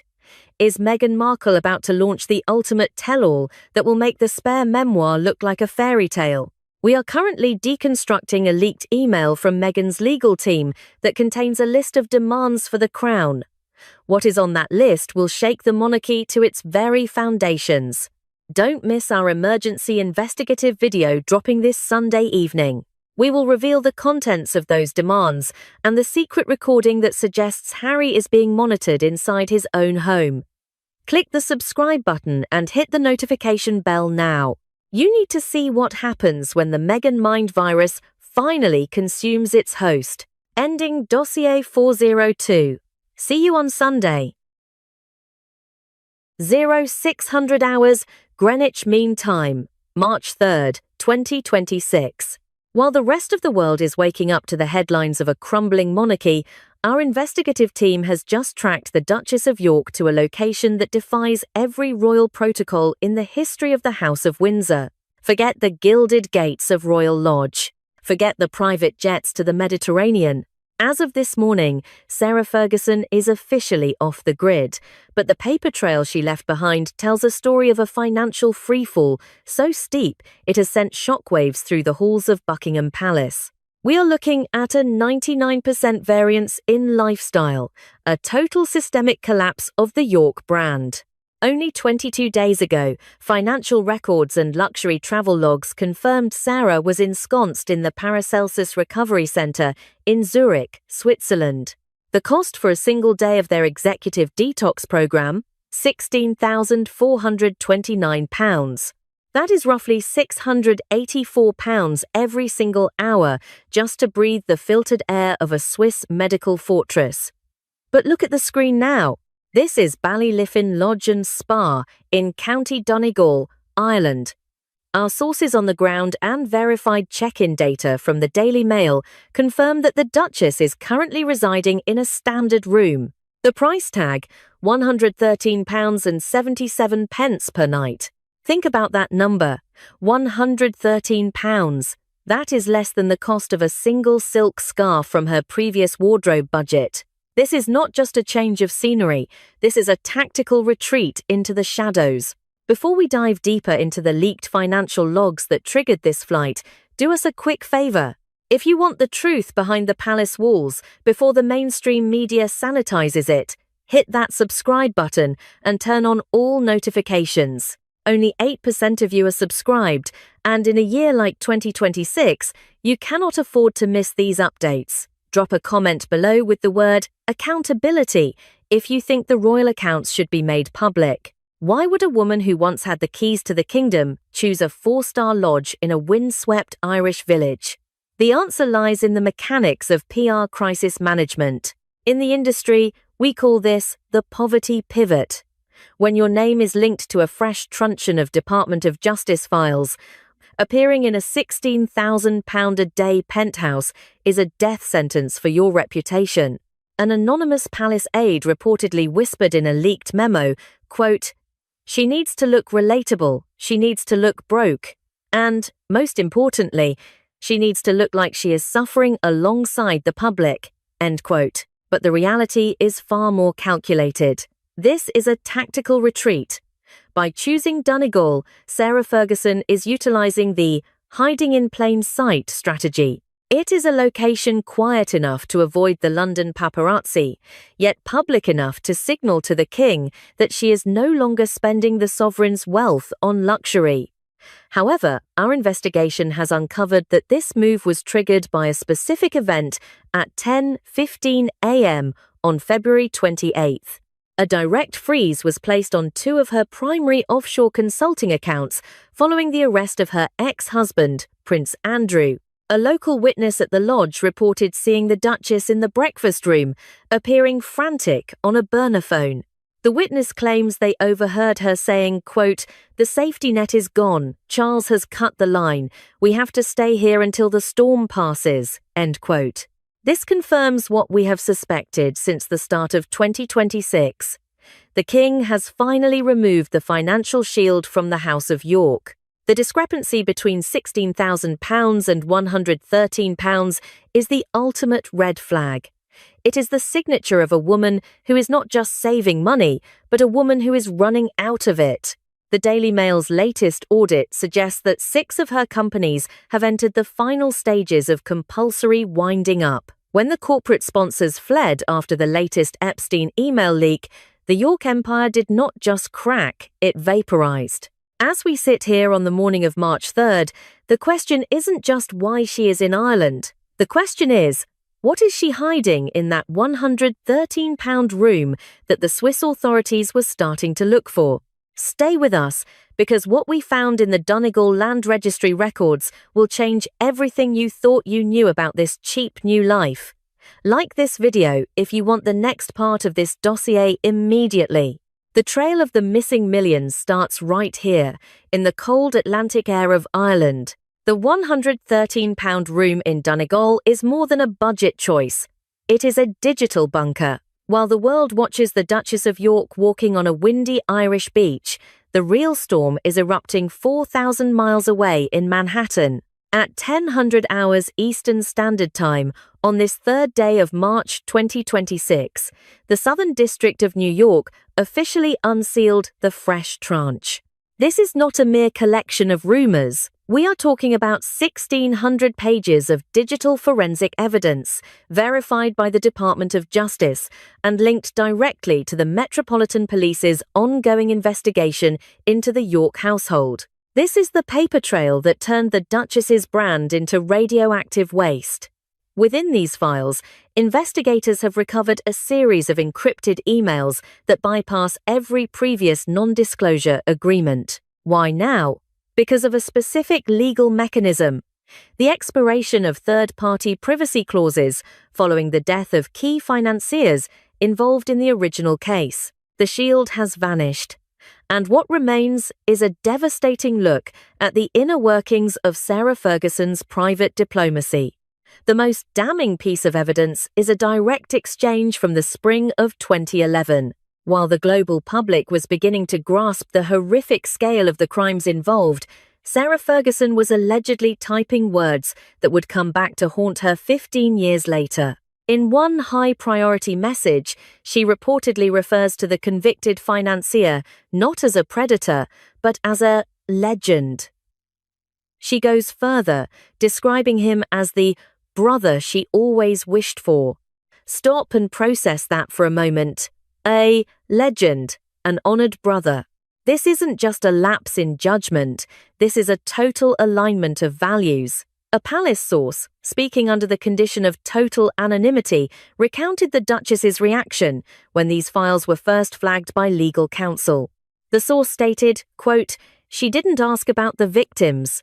Her first and only question was, how does this look for the Duchess of York brand?" End quote. Before we analyse the most shocking email in this pile, the one that explains her flight to Ireland, take a second to hit that like button if you believe the truth belongs to the public, not the palace. We are seeing a massive spike in engagement on this story, and your comments are driving the investigation forward. Write exposed in the comments section right now to help this video reach more people who deserve to know where the royal money is really going. The fresh tranche also reveals a chilling exchange from April 2011. In an email addressed to the financier's private server, the Duchess allegedly stated she did not and would not use a specific derogatory term for him, referring to his status as a sex offender, claiming she acted solely to protect her own brand. The Southern District of New York is now looking at this through the lens of a coordination of narrative. By prioritizing the York brand over the safety of minors, Sarah Ferguson has moved from being a fringe royal figure to a person of intense interest for federal investigators. This is why the £16,000 a day clinic in Zurich became an impossibility. You cannot hide in a luxury spa when the Department of Justice is reading your private server. As of this morning, the Metropolitan Police have officially requested a formal statement regarding these legend emails. The mechanism of the law is grinding forward, and it is moving faster than her car can travel the Irish coast. If the DOJ finds that this brand protection involved the suppression of evidence, the £113 hotel room won't be her last stop. The paper trail is no longer a shadow. It is a roadmap to a courtroom. Stay tuned, because the connection between these emails and Prince Andrew's arrest at 1000 hours is about to be laid bare. The transition from a £16,000 penthouse to a £113 seaside lodge is not a lifestyle choice. It is a mechanical certainty. To understand why the Duchess of York is currently hiding in Donegal, we have to look at the clinical process of what our investigative team calls brand radioactivity. This is the precise moment a public figure transforms from a global ambassador into a toxic liability. In the high-stakes world of royal PR and international finance, this collapse follows a rigid, four-step sequence that is currently dismantling the York Empire in real time. Step 1 is exposure. This is the legal anchoring of a name to a crime.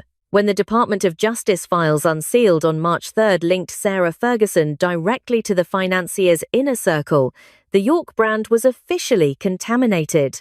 In the eyes of the law and the public, she was no longer an independent royal. She was a recorded participant in a criminal shadow network. Step 2 is solvency collapse. This is where the money literally evaporates. Every major corporate contract signed by a member of the royal family contains what is known as a moral clause. These clauses are triggered by negative legal associations. The moment those emails became public at 1000 hours, every sponsor from jewelry brands to wellness tech firms exercised their right to terminate their agreements instantly. No notice, no severance, just a total cessation of cash flow. A former financial advisor to the York household reportedly stated during a private briefing, quote, "When the moral clauses were triggered, her personal liquidity didn't just drop, it vanished overnight. There was no more money for the Swiss clinics or the private security details," end quote. Before we reveal the 6 specific companies that were wiped off the map in Step 3, let's take a quick moment. If you are finding this deep dive into the financial mechanics of the royal family fascinating, please hit that like button. It tells the algorithm that you want more investigations like this. Subscribe now to join over 9% of our viewers who receive our breaking news alerts directly. Comment below with, "Follow the money if you want us to investigate the king's private wealth next." Step 3 is entity dissolution. This is the legal death of a business. Our records show that within a 14-day window in February, 6 companies linked to Sarah Ferguson were officially marked as wound down or entered compulsory liquidation. This includes the high-profile Sarah's Trust. Once a shining beacon of her philanthropic efforts, the charity was forced to announce its closure for the foreseeable future. The mechanism here is simple. Without corporate backing and under the cloud of a federal investigation, a charity cannot legally or ethically operate. The doors at the headquarters were locked by 1200 hours on the 24th. Finally, we reach Step 4, social exile. This is the most visible stage of the collapse. When the income stops and the companies fold, the royal safety net is retracted. The security detail, which costs hundreds of thousands of pounds annually, is removed. The personal assistants, the stylists, and the drivers are let go. This is why the Duchess was spotted driving herself toward the Irish border. She is no longer a guest of honor at global summits, she is a radioactive guest. In the world of luxury hospitality, a radioactive guest is someone whose presence brings unwanted scrutiny from the authorities. A 5-star hotel in London or Zurich cannot afford the paparazzi or the police presence that now follows the York name. The £113 lodge in Donegal isn't just where she can afford to stay, it is one of the few places that will still have her.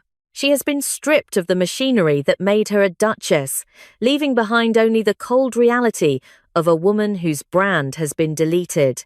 But the most dangerous part of this collapse isn't the lost money, it's the timeline of what the king knew before the final blow was dealt. The £113 room in Donegal was not an accident. It was the destination of a 60-day countdown that has systematically erased 40 years of royal status. To understand why Sarah Ferguson is hiding on the Irish coast today, on March 3rd, we have to reconstruct the fatal timeline of 2026. This is the anatomy of a royal collapse, minute by minute, dollar by dollar.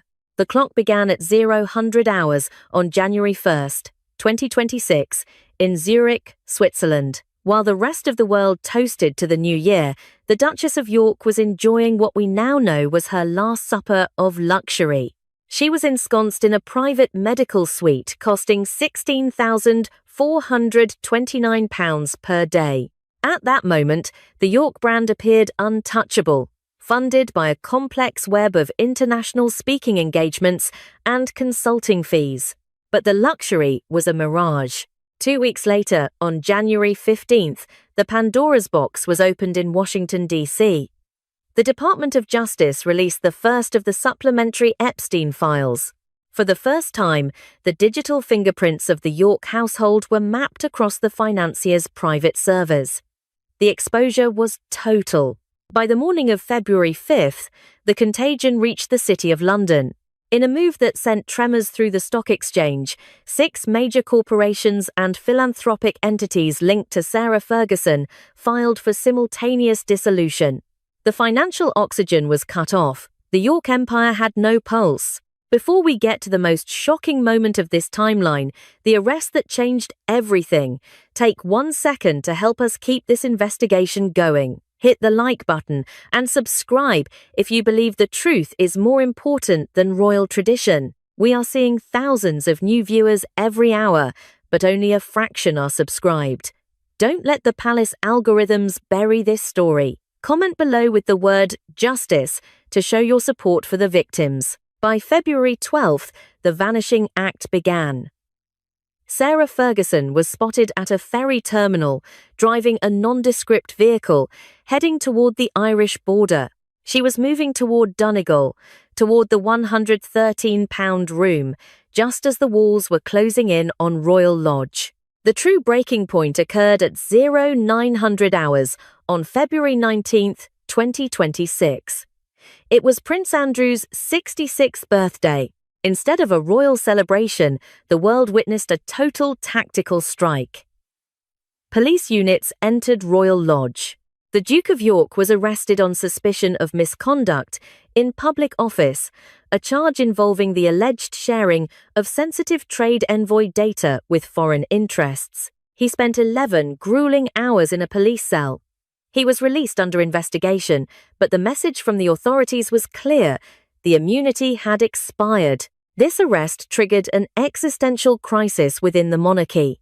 On February 24th, at 1400 hours, an emergency summit was convened at Buckingham Palace. It was a closed-door meeting between King Charles and Prince William. According to highly placed sources within the palace, the topic was not how to save Andrew, but how to save the throne. The word abdication was allegedly used for the first time in 22 years. The king was presented with a stark choice: continue to protect the House of York and risk the collapse of the monarchy, or cut them loose entirely to clear a path for William's reign. As we look at the Duchess in Donegal this morning, we are seeing the direct result of that meeting. The safety net has been shredded. The fatal timeline proves that this was not a slow decline, but a high-speed collision with the law. But there is one detail from the February 24th meeting that hasn't been made public: a document signed by the king that could change Sarah Ferguson's status from exile to witness. Stay tuned as we dive into the secret purge of the House of Windsor. 0900 hours on February 19th, 2026. This was the moment the centuries-old royal safety net was officially retracted. In a move that has rewritten the constitutional landscape of the United Kingdom, police units did not just knock on the doors of Royal Lodge and Wood Farm, they breached them. For the first time in modern history, we witnessed a total forensic search of a royal residence. This wasn't a courtesy visit, it was a tactical evidence recovery operation. The mechanism behind this is cold and legalistic. The royal safety net is the informal agreement where the reigning monarch uses the sovereign grant and the Privy Council to shield family members from civil and criminal litigation.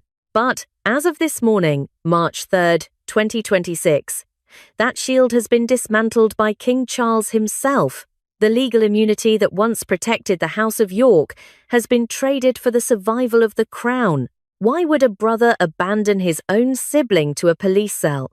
The answer is found in the 2026 National Audit Office review. The sovereign grant, the taxpayer-funded lifeline of the monarchy, is currently under a microscopic audit. With the global economy in a state of flux, the king cannot justify spending millions of pounds on legal defense fees for a brother linked to the legend emails we discussed earlier. A senior palace strategist reportedly stated in a classified briefing, quote, "The king is an accountant now, not just a monarch.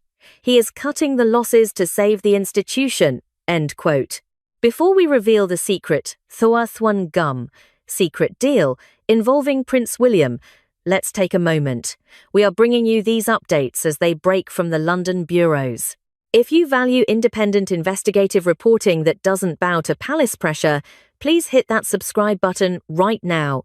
We are on the road to 1 million subscribers, and we need your help to get there. Like this video and comment with the word purge if you believe no one should be above the law, regardless of their title. Our investigation has uncovered a succession strategy that is as ruthless as it is effective. The King and Thai 2 William have allegedly entered into a binding agreement. The objective? To ensure that the reigns of William and the future King George are entirely uncontaminated by the York legacy. By allowing the police to search Royal Lodge and Wood Farm, the king is effectively cauterizing the wound. He is sacrificing the House of York to insulate the future of the monarchy.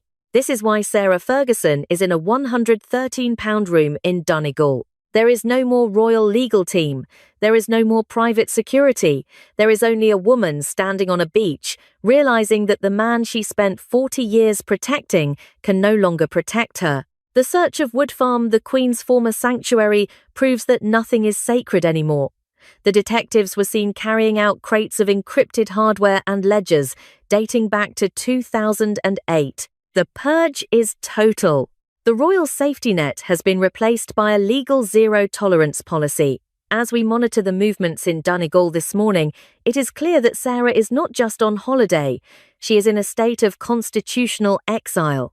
But as the police finish decrypting the files from Royal Lodge, a new question emerges. If the king has abandoned Sarah and Andrew to save the crown, what happens if the files contain evidence that points directly back to the king himself? The Irish coast might be the only place left for her to breathe, but the air is getting thinner by the hour. Stay with us as we head into the final scenario of this royal collapse. March 3rd, 2026. As the tide comes in over the coast of Donegal, the clock is ticking on what our investigative team identifies as the York Endgame.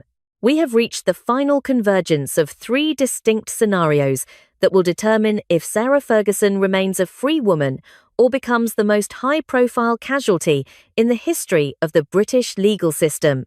The first scenario is what we call total asset liquidation. In this reality, the indictment of Prince Andrew by the Southern District of New York triggers a global freeze on every account linked to the York name. Sarah Ferguson would find herself in that £113 hotel room with a cancelled passport and zero access to international banking. She would effectively become a stateless citizen, a former duchess with no status and no exit strategy. The second, more neutral scenario is the permanent seclusion. This involves a secret, legally binding agreement with Buckingham Palace. Sarah would remain in Ireland indefinitely, living on a minimal stipend from a private, non-sovereign trust fund, just enough to cover her basic needs, but nowhere near the £16,000 a day luxury she once knew. In exchange, she remains a digital ghost. No memoirs, no TikTok videos, no interviews. A total media blackout to protect what remains of the royal dignity. Before we reveal the third and most realistic scenario, the one that involves a total palace coup, do us a favour. If you have followed this investigation from the Swiss clinics to the Irish coast, hit that subscribe button. Only a small percentage of our audience is currently locked in for our weekly dossier drops. If you believe the public has a right to see the fresh tranche files, like this video and comment with the word monarchy below. Your engagement ensures this investigation stays live despite the palace filters. The third scenario, and the one our sources believe is currently being executed at 1400 hours today, is the Great Cauterization. We are looking at a strategic abdication. King Charles, facing immense pressure from the National Audit Office and the Epstein file fallout, would pass the crown to Prince William earlier than expected. This is the only way to save the institution. For William to protect the future of his own children, he must perform a total, surgical removal of the York legacy. Under King William, there is no room for legend emails or secret deals. It is a total purge of the 20th century's toxic associations. Why is this the most likely path? Because it is the only way to cut the radioactive link to the past. But Sarah Ferguson knows this, and she is not sitting in Donegal without a defence. This brings us to our final, most explosive discovery. A source within the Donegal Lodge has confirmed that the Duchess is currently in possession of an encrypted, titanium-encased hardware drive known among her inner circle as the York Vault. This is not just a collection of family photos. Our information suggests the York Vault contains 16 years of cross-referenced communications, private ledger entries, and visitor logs that predate the financier's original conviction. Sarah Ferguson is not just hiding from the law, she is holding a digital insurance policy. If the Southern District of New York, or the Metropolitan Police push her too far into a corner, the York vault could be unsealed. And the names inside that drive do not stop at the House of York. They lead directly into the heart of the global power elite. The question is no longer whether she can afford her hotel bill. The question is, who is willing to pay the most to make sure that drive stays in Donegal? The investigation into the York vault begins next week. Make sure your notifications are on. This dossier continues at 0900 hours next Monday. Thank you for watching. At exactly 2:45 a.m. on this windswept Irish coast, the world of the British monarchy just shifted on its axis. Forget the $25,000 a night Swiss luxury clinics. Look at this infrared footage obtained just hours ago. A woman, hooded and carrying a single weathered suitcase, enters a £100 a night budget lodge in County Donegal. This is Sarah Ferguson, the Duchess of York, and she is currently the most dangerous woman to the House of Windsor.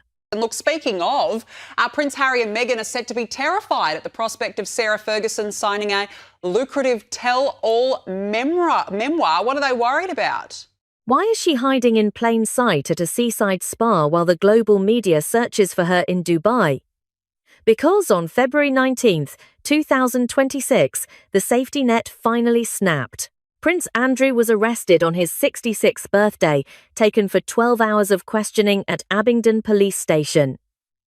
The royal protection is gone, the private accounts are frozen, and for Sarah Ferguson, the Duchess of Doom narrative has just become a cold, hard reality.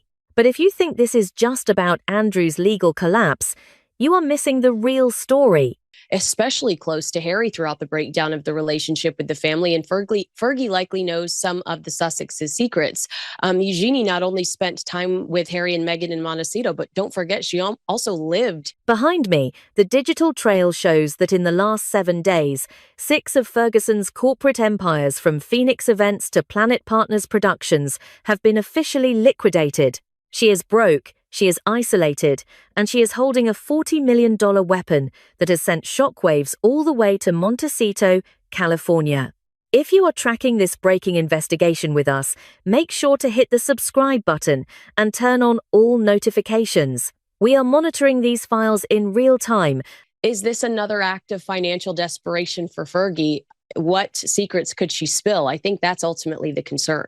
As the 2026 Department of Justice dump continues to leak. Comment truth below if you think the Sussexes should be worried. The fear radiating from Harry and Meghan's camp is not about the past, it is about the Trojan Horse Protocol. For years, Princess Eugenie was the only royal allowed inside the inner sanctum of the Sussex fortress in California. She lived in Frogmore Cottage during the height of the pandemic. She saw the unedited reality.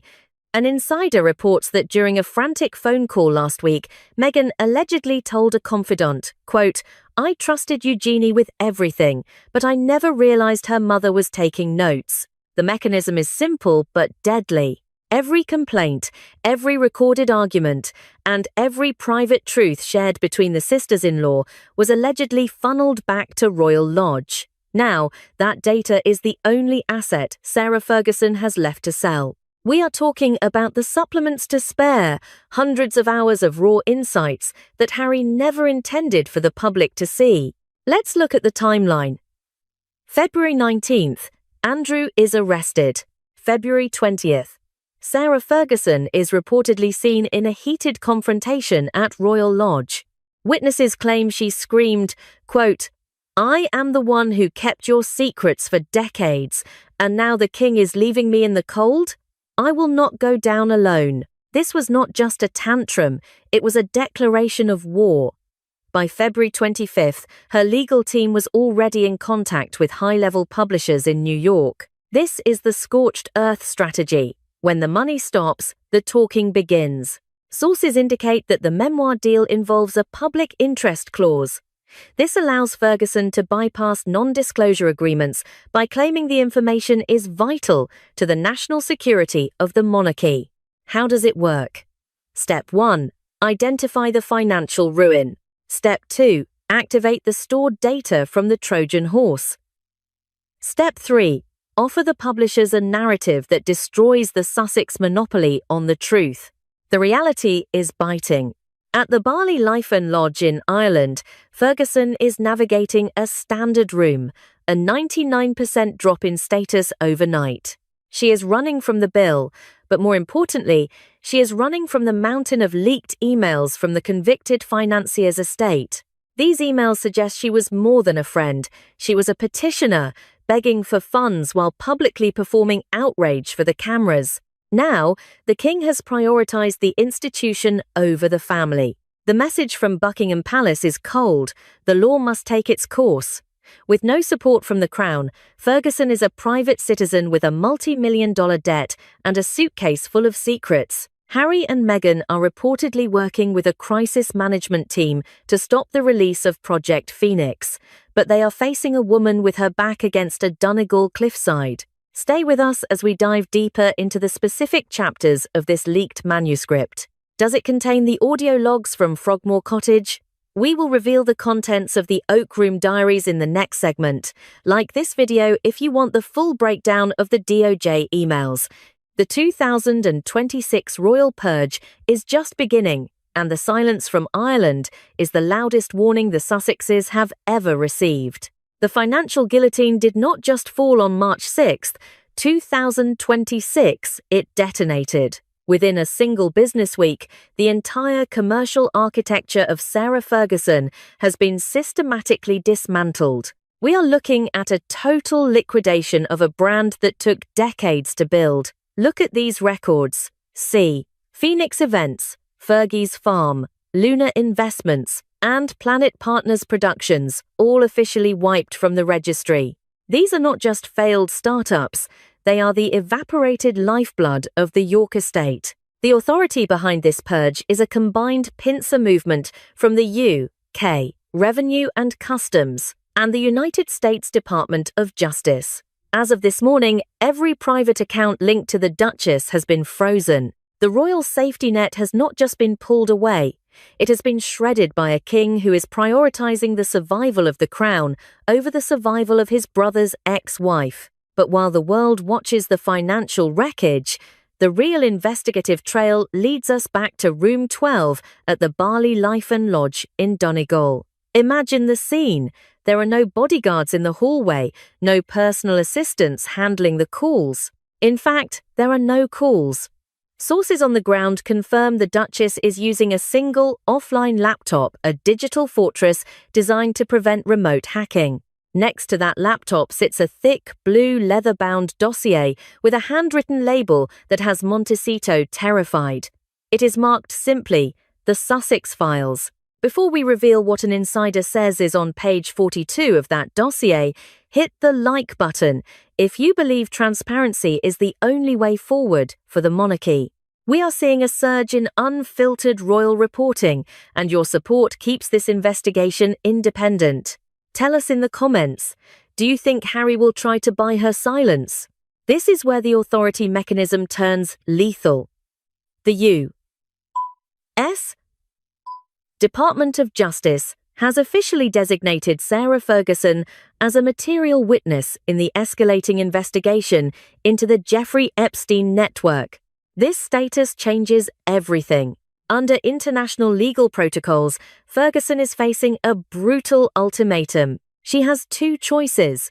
She can testify under oath before a grand jury revealing every name, every flight, and every financial favor for free, or she can package those truth bombs into a $40 million memoir deal. For Harry and Meghan, the terror lies in the leverage. This is the nuclear button of reputation management. If Ferguson testifies to avoid her own prosecution for charitable fraud, she will have to disclose the private communications she shared with the Sussexes through Princess Eugenie. We are talking about the leaked emails from April 2011 and the subsequent digital trail that connects the Sussex fortress to the York collapse. Harry and Meghan are no longer the only ones with a microphone. The monopoly on the narrative has shifted to a woman who is currently calculating her escape from a £100 a night lodge. A source close to the Donegal retreat claims Ferguson was overheard saying, quote, "The Sussexes spent years selling their version of my family. Now, I'm selling the version they tried to bury."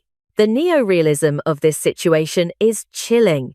In Mayfair, £100 barely buys a bottle of wine. In Donegal, it buys a hiding spot where a desperate duchess is currently weaponizing years of Trojan horse intelligence. She isn't just running from the bankruptcy courts, she is running toward a payday that requires the total exposure of the Montecito inner circle. The clock is ticking toward the DOJ deadline, and the blue folder in room 12 is the only thing standing between Sarah Ferguson and a total loss of freedom. The question isn't if she will spill the secrets, it's how much the Sussexes are willing to lose when she does. Stay tuned, because the 2026 digital dump is about to get much more personal. The blueprint of the Montecito breach is not a sophisticated hack, it is a clinical betrayal of blood. To understand why Harry and Meghan are currently in a state of high alert paralysis, you have to understand the mechanism of information laundering. For 3 years, the Duke and Duchess of Sussex built a fortress of non-disclosure agreements and ironclad media contracts. They controlled every pixel, every soundbite, but they had one catastrophic blind spot: Princess Eugenie. Look at this intelligence map. Eugenie wasn't just a visiting cousin, she was the ultimate Trojan horse. As of March 6, 2026, insiders are revealing the 4-step protocol that has now weaponized the Sussexes' most private moments. Step 1. Infiltration. Unlike any other member of the royal family, Eugenie maintained total clearance. She was the only person allowed to bring a personal smartphone into the private living quarters of the Montecito estate. While Harry and Meghan felt safe behind their $20 million security perimeter, the breach was already sitting on the sofa next to them.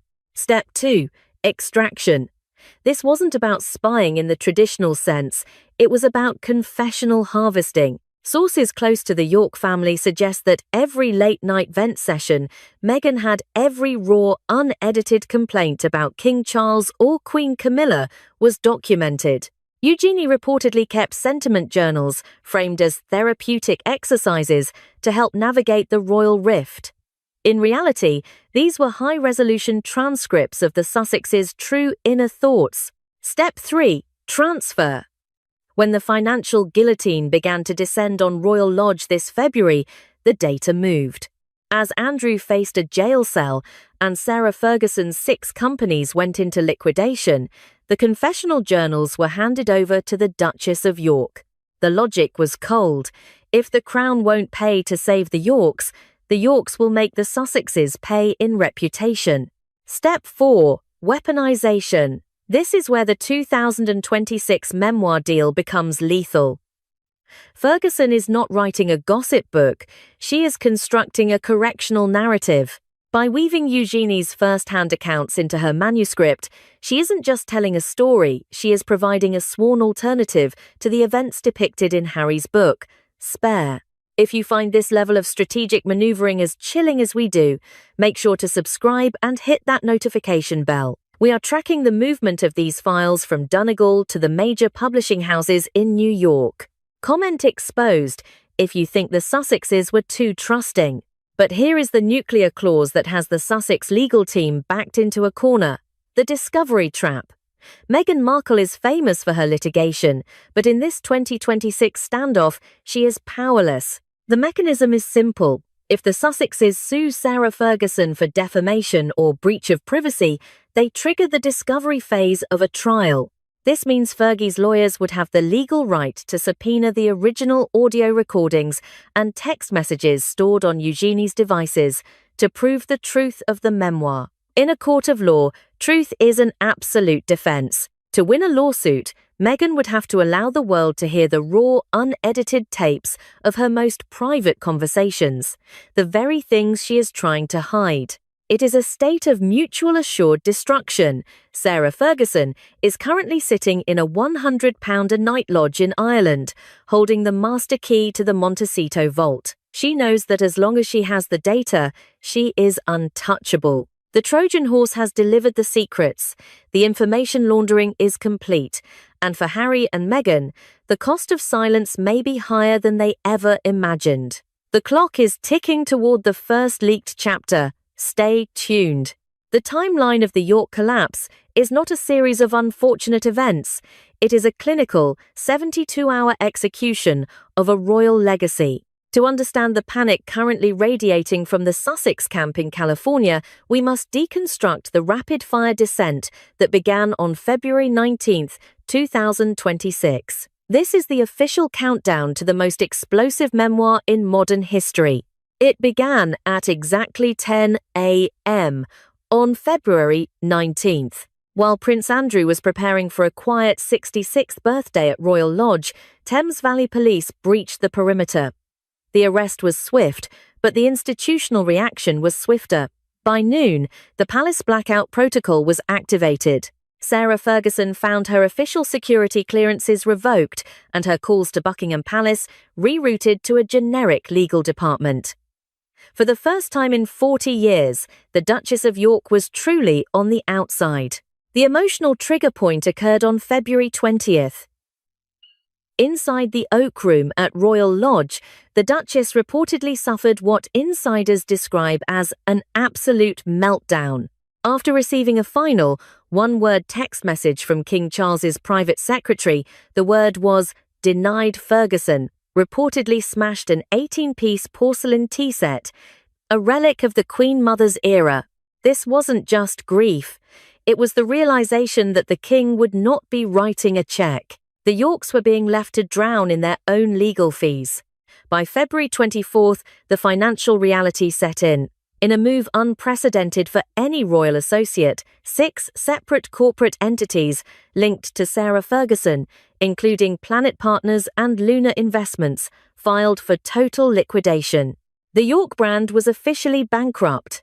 The global charity Sarah's Trust shuttered its doors hours later. With the bank accounts frozen and the bailiffs at the door of Royal Lodge, the Duchess had exactly one asset left: the information harvested from the Trojan horse sessions with Princess Eugenie. On March 1st, the first seismic shock reached American soil. A leaked digital draft of a manuscript titled "The Secret Keeper: The Truth Behind the Montecito Fortress" began circulating among elite publishing houses in New York. This wasn't a rumor. It was a concrete proposal.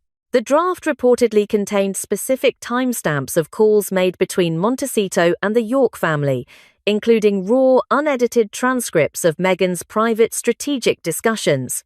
The exclusive truth Harry and Meghan had sold to Netflix was about to be contradicted by the woman who knew where the bodies were buried. This brings us to today, March 6, 2026. At 6 a.m.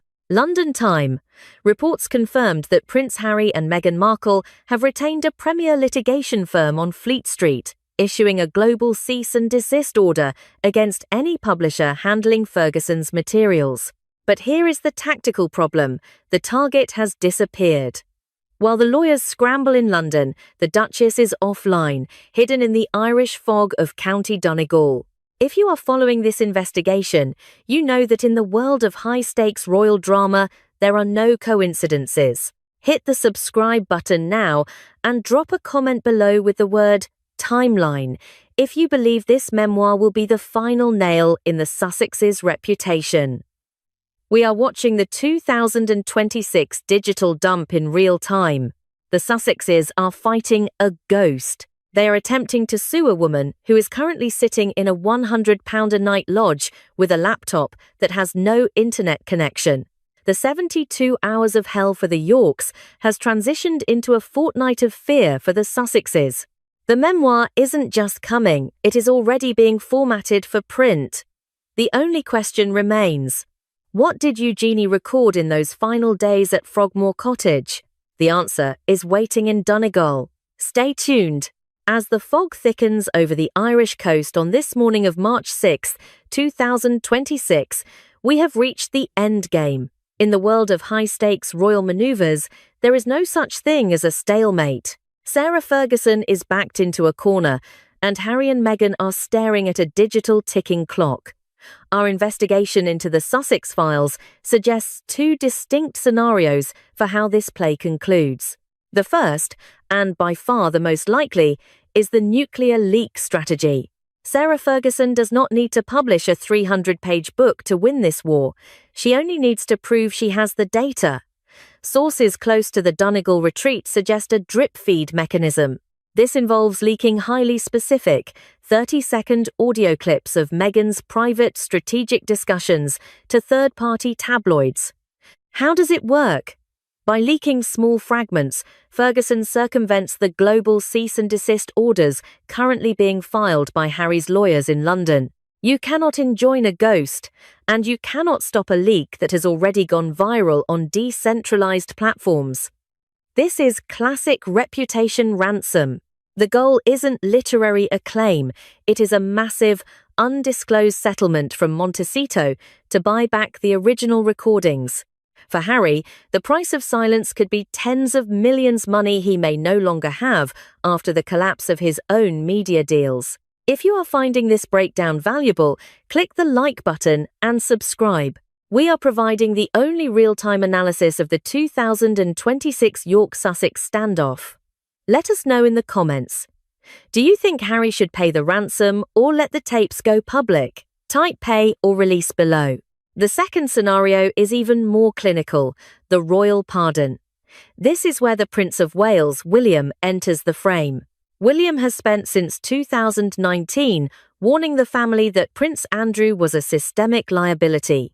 Now, with Andrew in custody and the York brand radioactive, William sees an opportunity for a final cleanup. The mechanism is a strategic trade. The Crown has the power to allow Ferguson to remain at Royal Lodge despite the eviction notices. William could offer her a life, lease and the restoration of her private security, but the price is absolute. Fergie would have to use the Sussex files to systematically dismantle the narrative built by Harry and Meghan over the last 3 years. She would become the state's witness, providing the documented evidence to correct the public record once and for all. It would be a total reputational assassination of the Montecito camp, sanctioned by the future king. Why is scenario 1 more realistic? Because Sarah Ferguson has spent 40 years as a world-class grifter, according to her critics. She knows that a deal with William comes with strings and total subservience.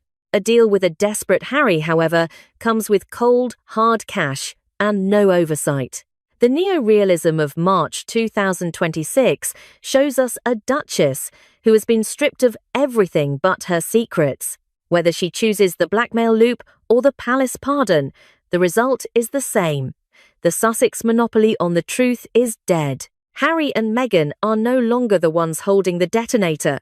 That power now sits in room 12 of a budget lodge in Ireland.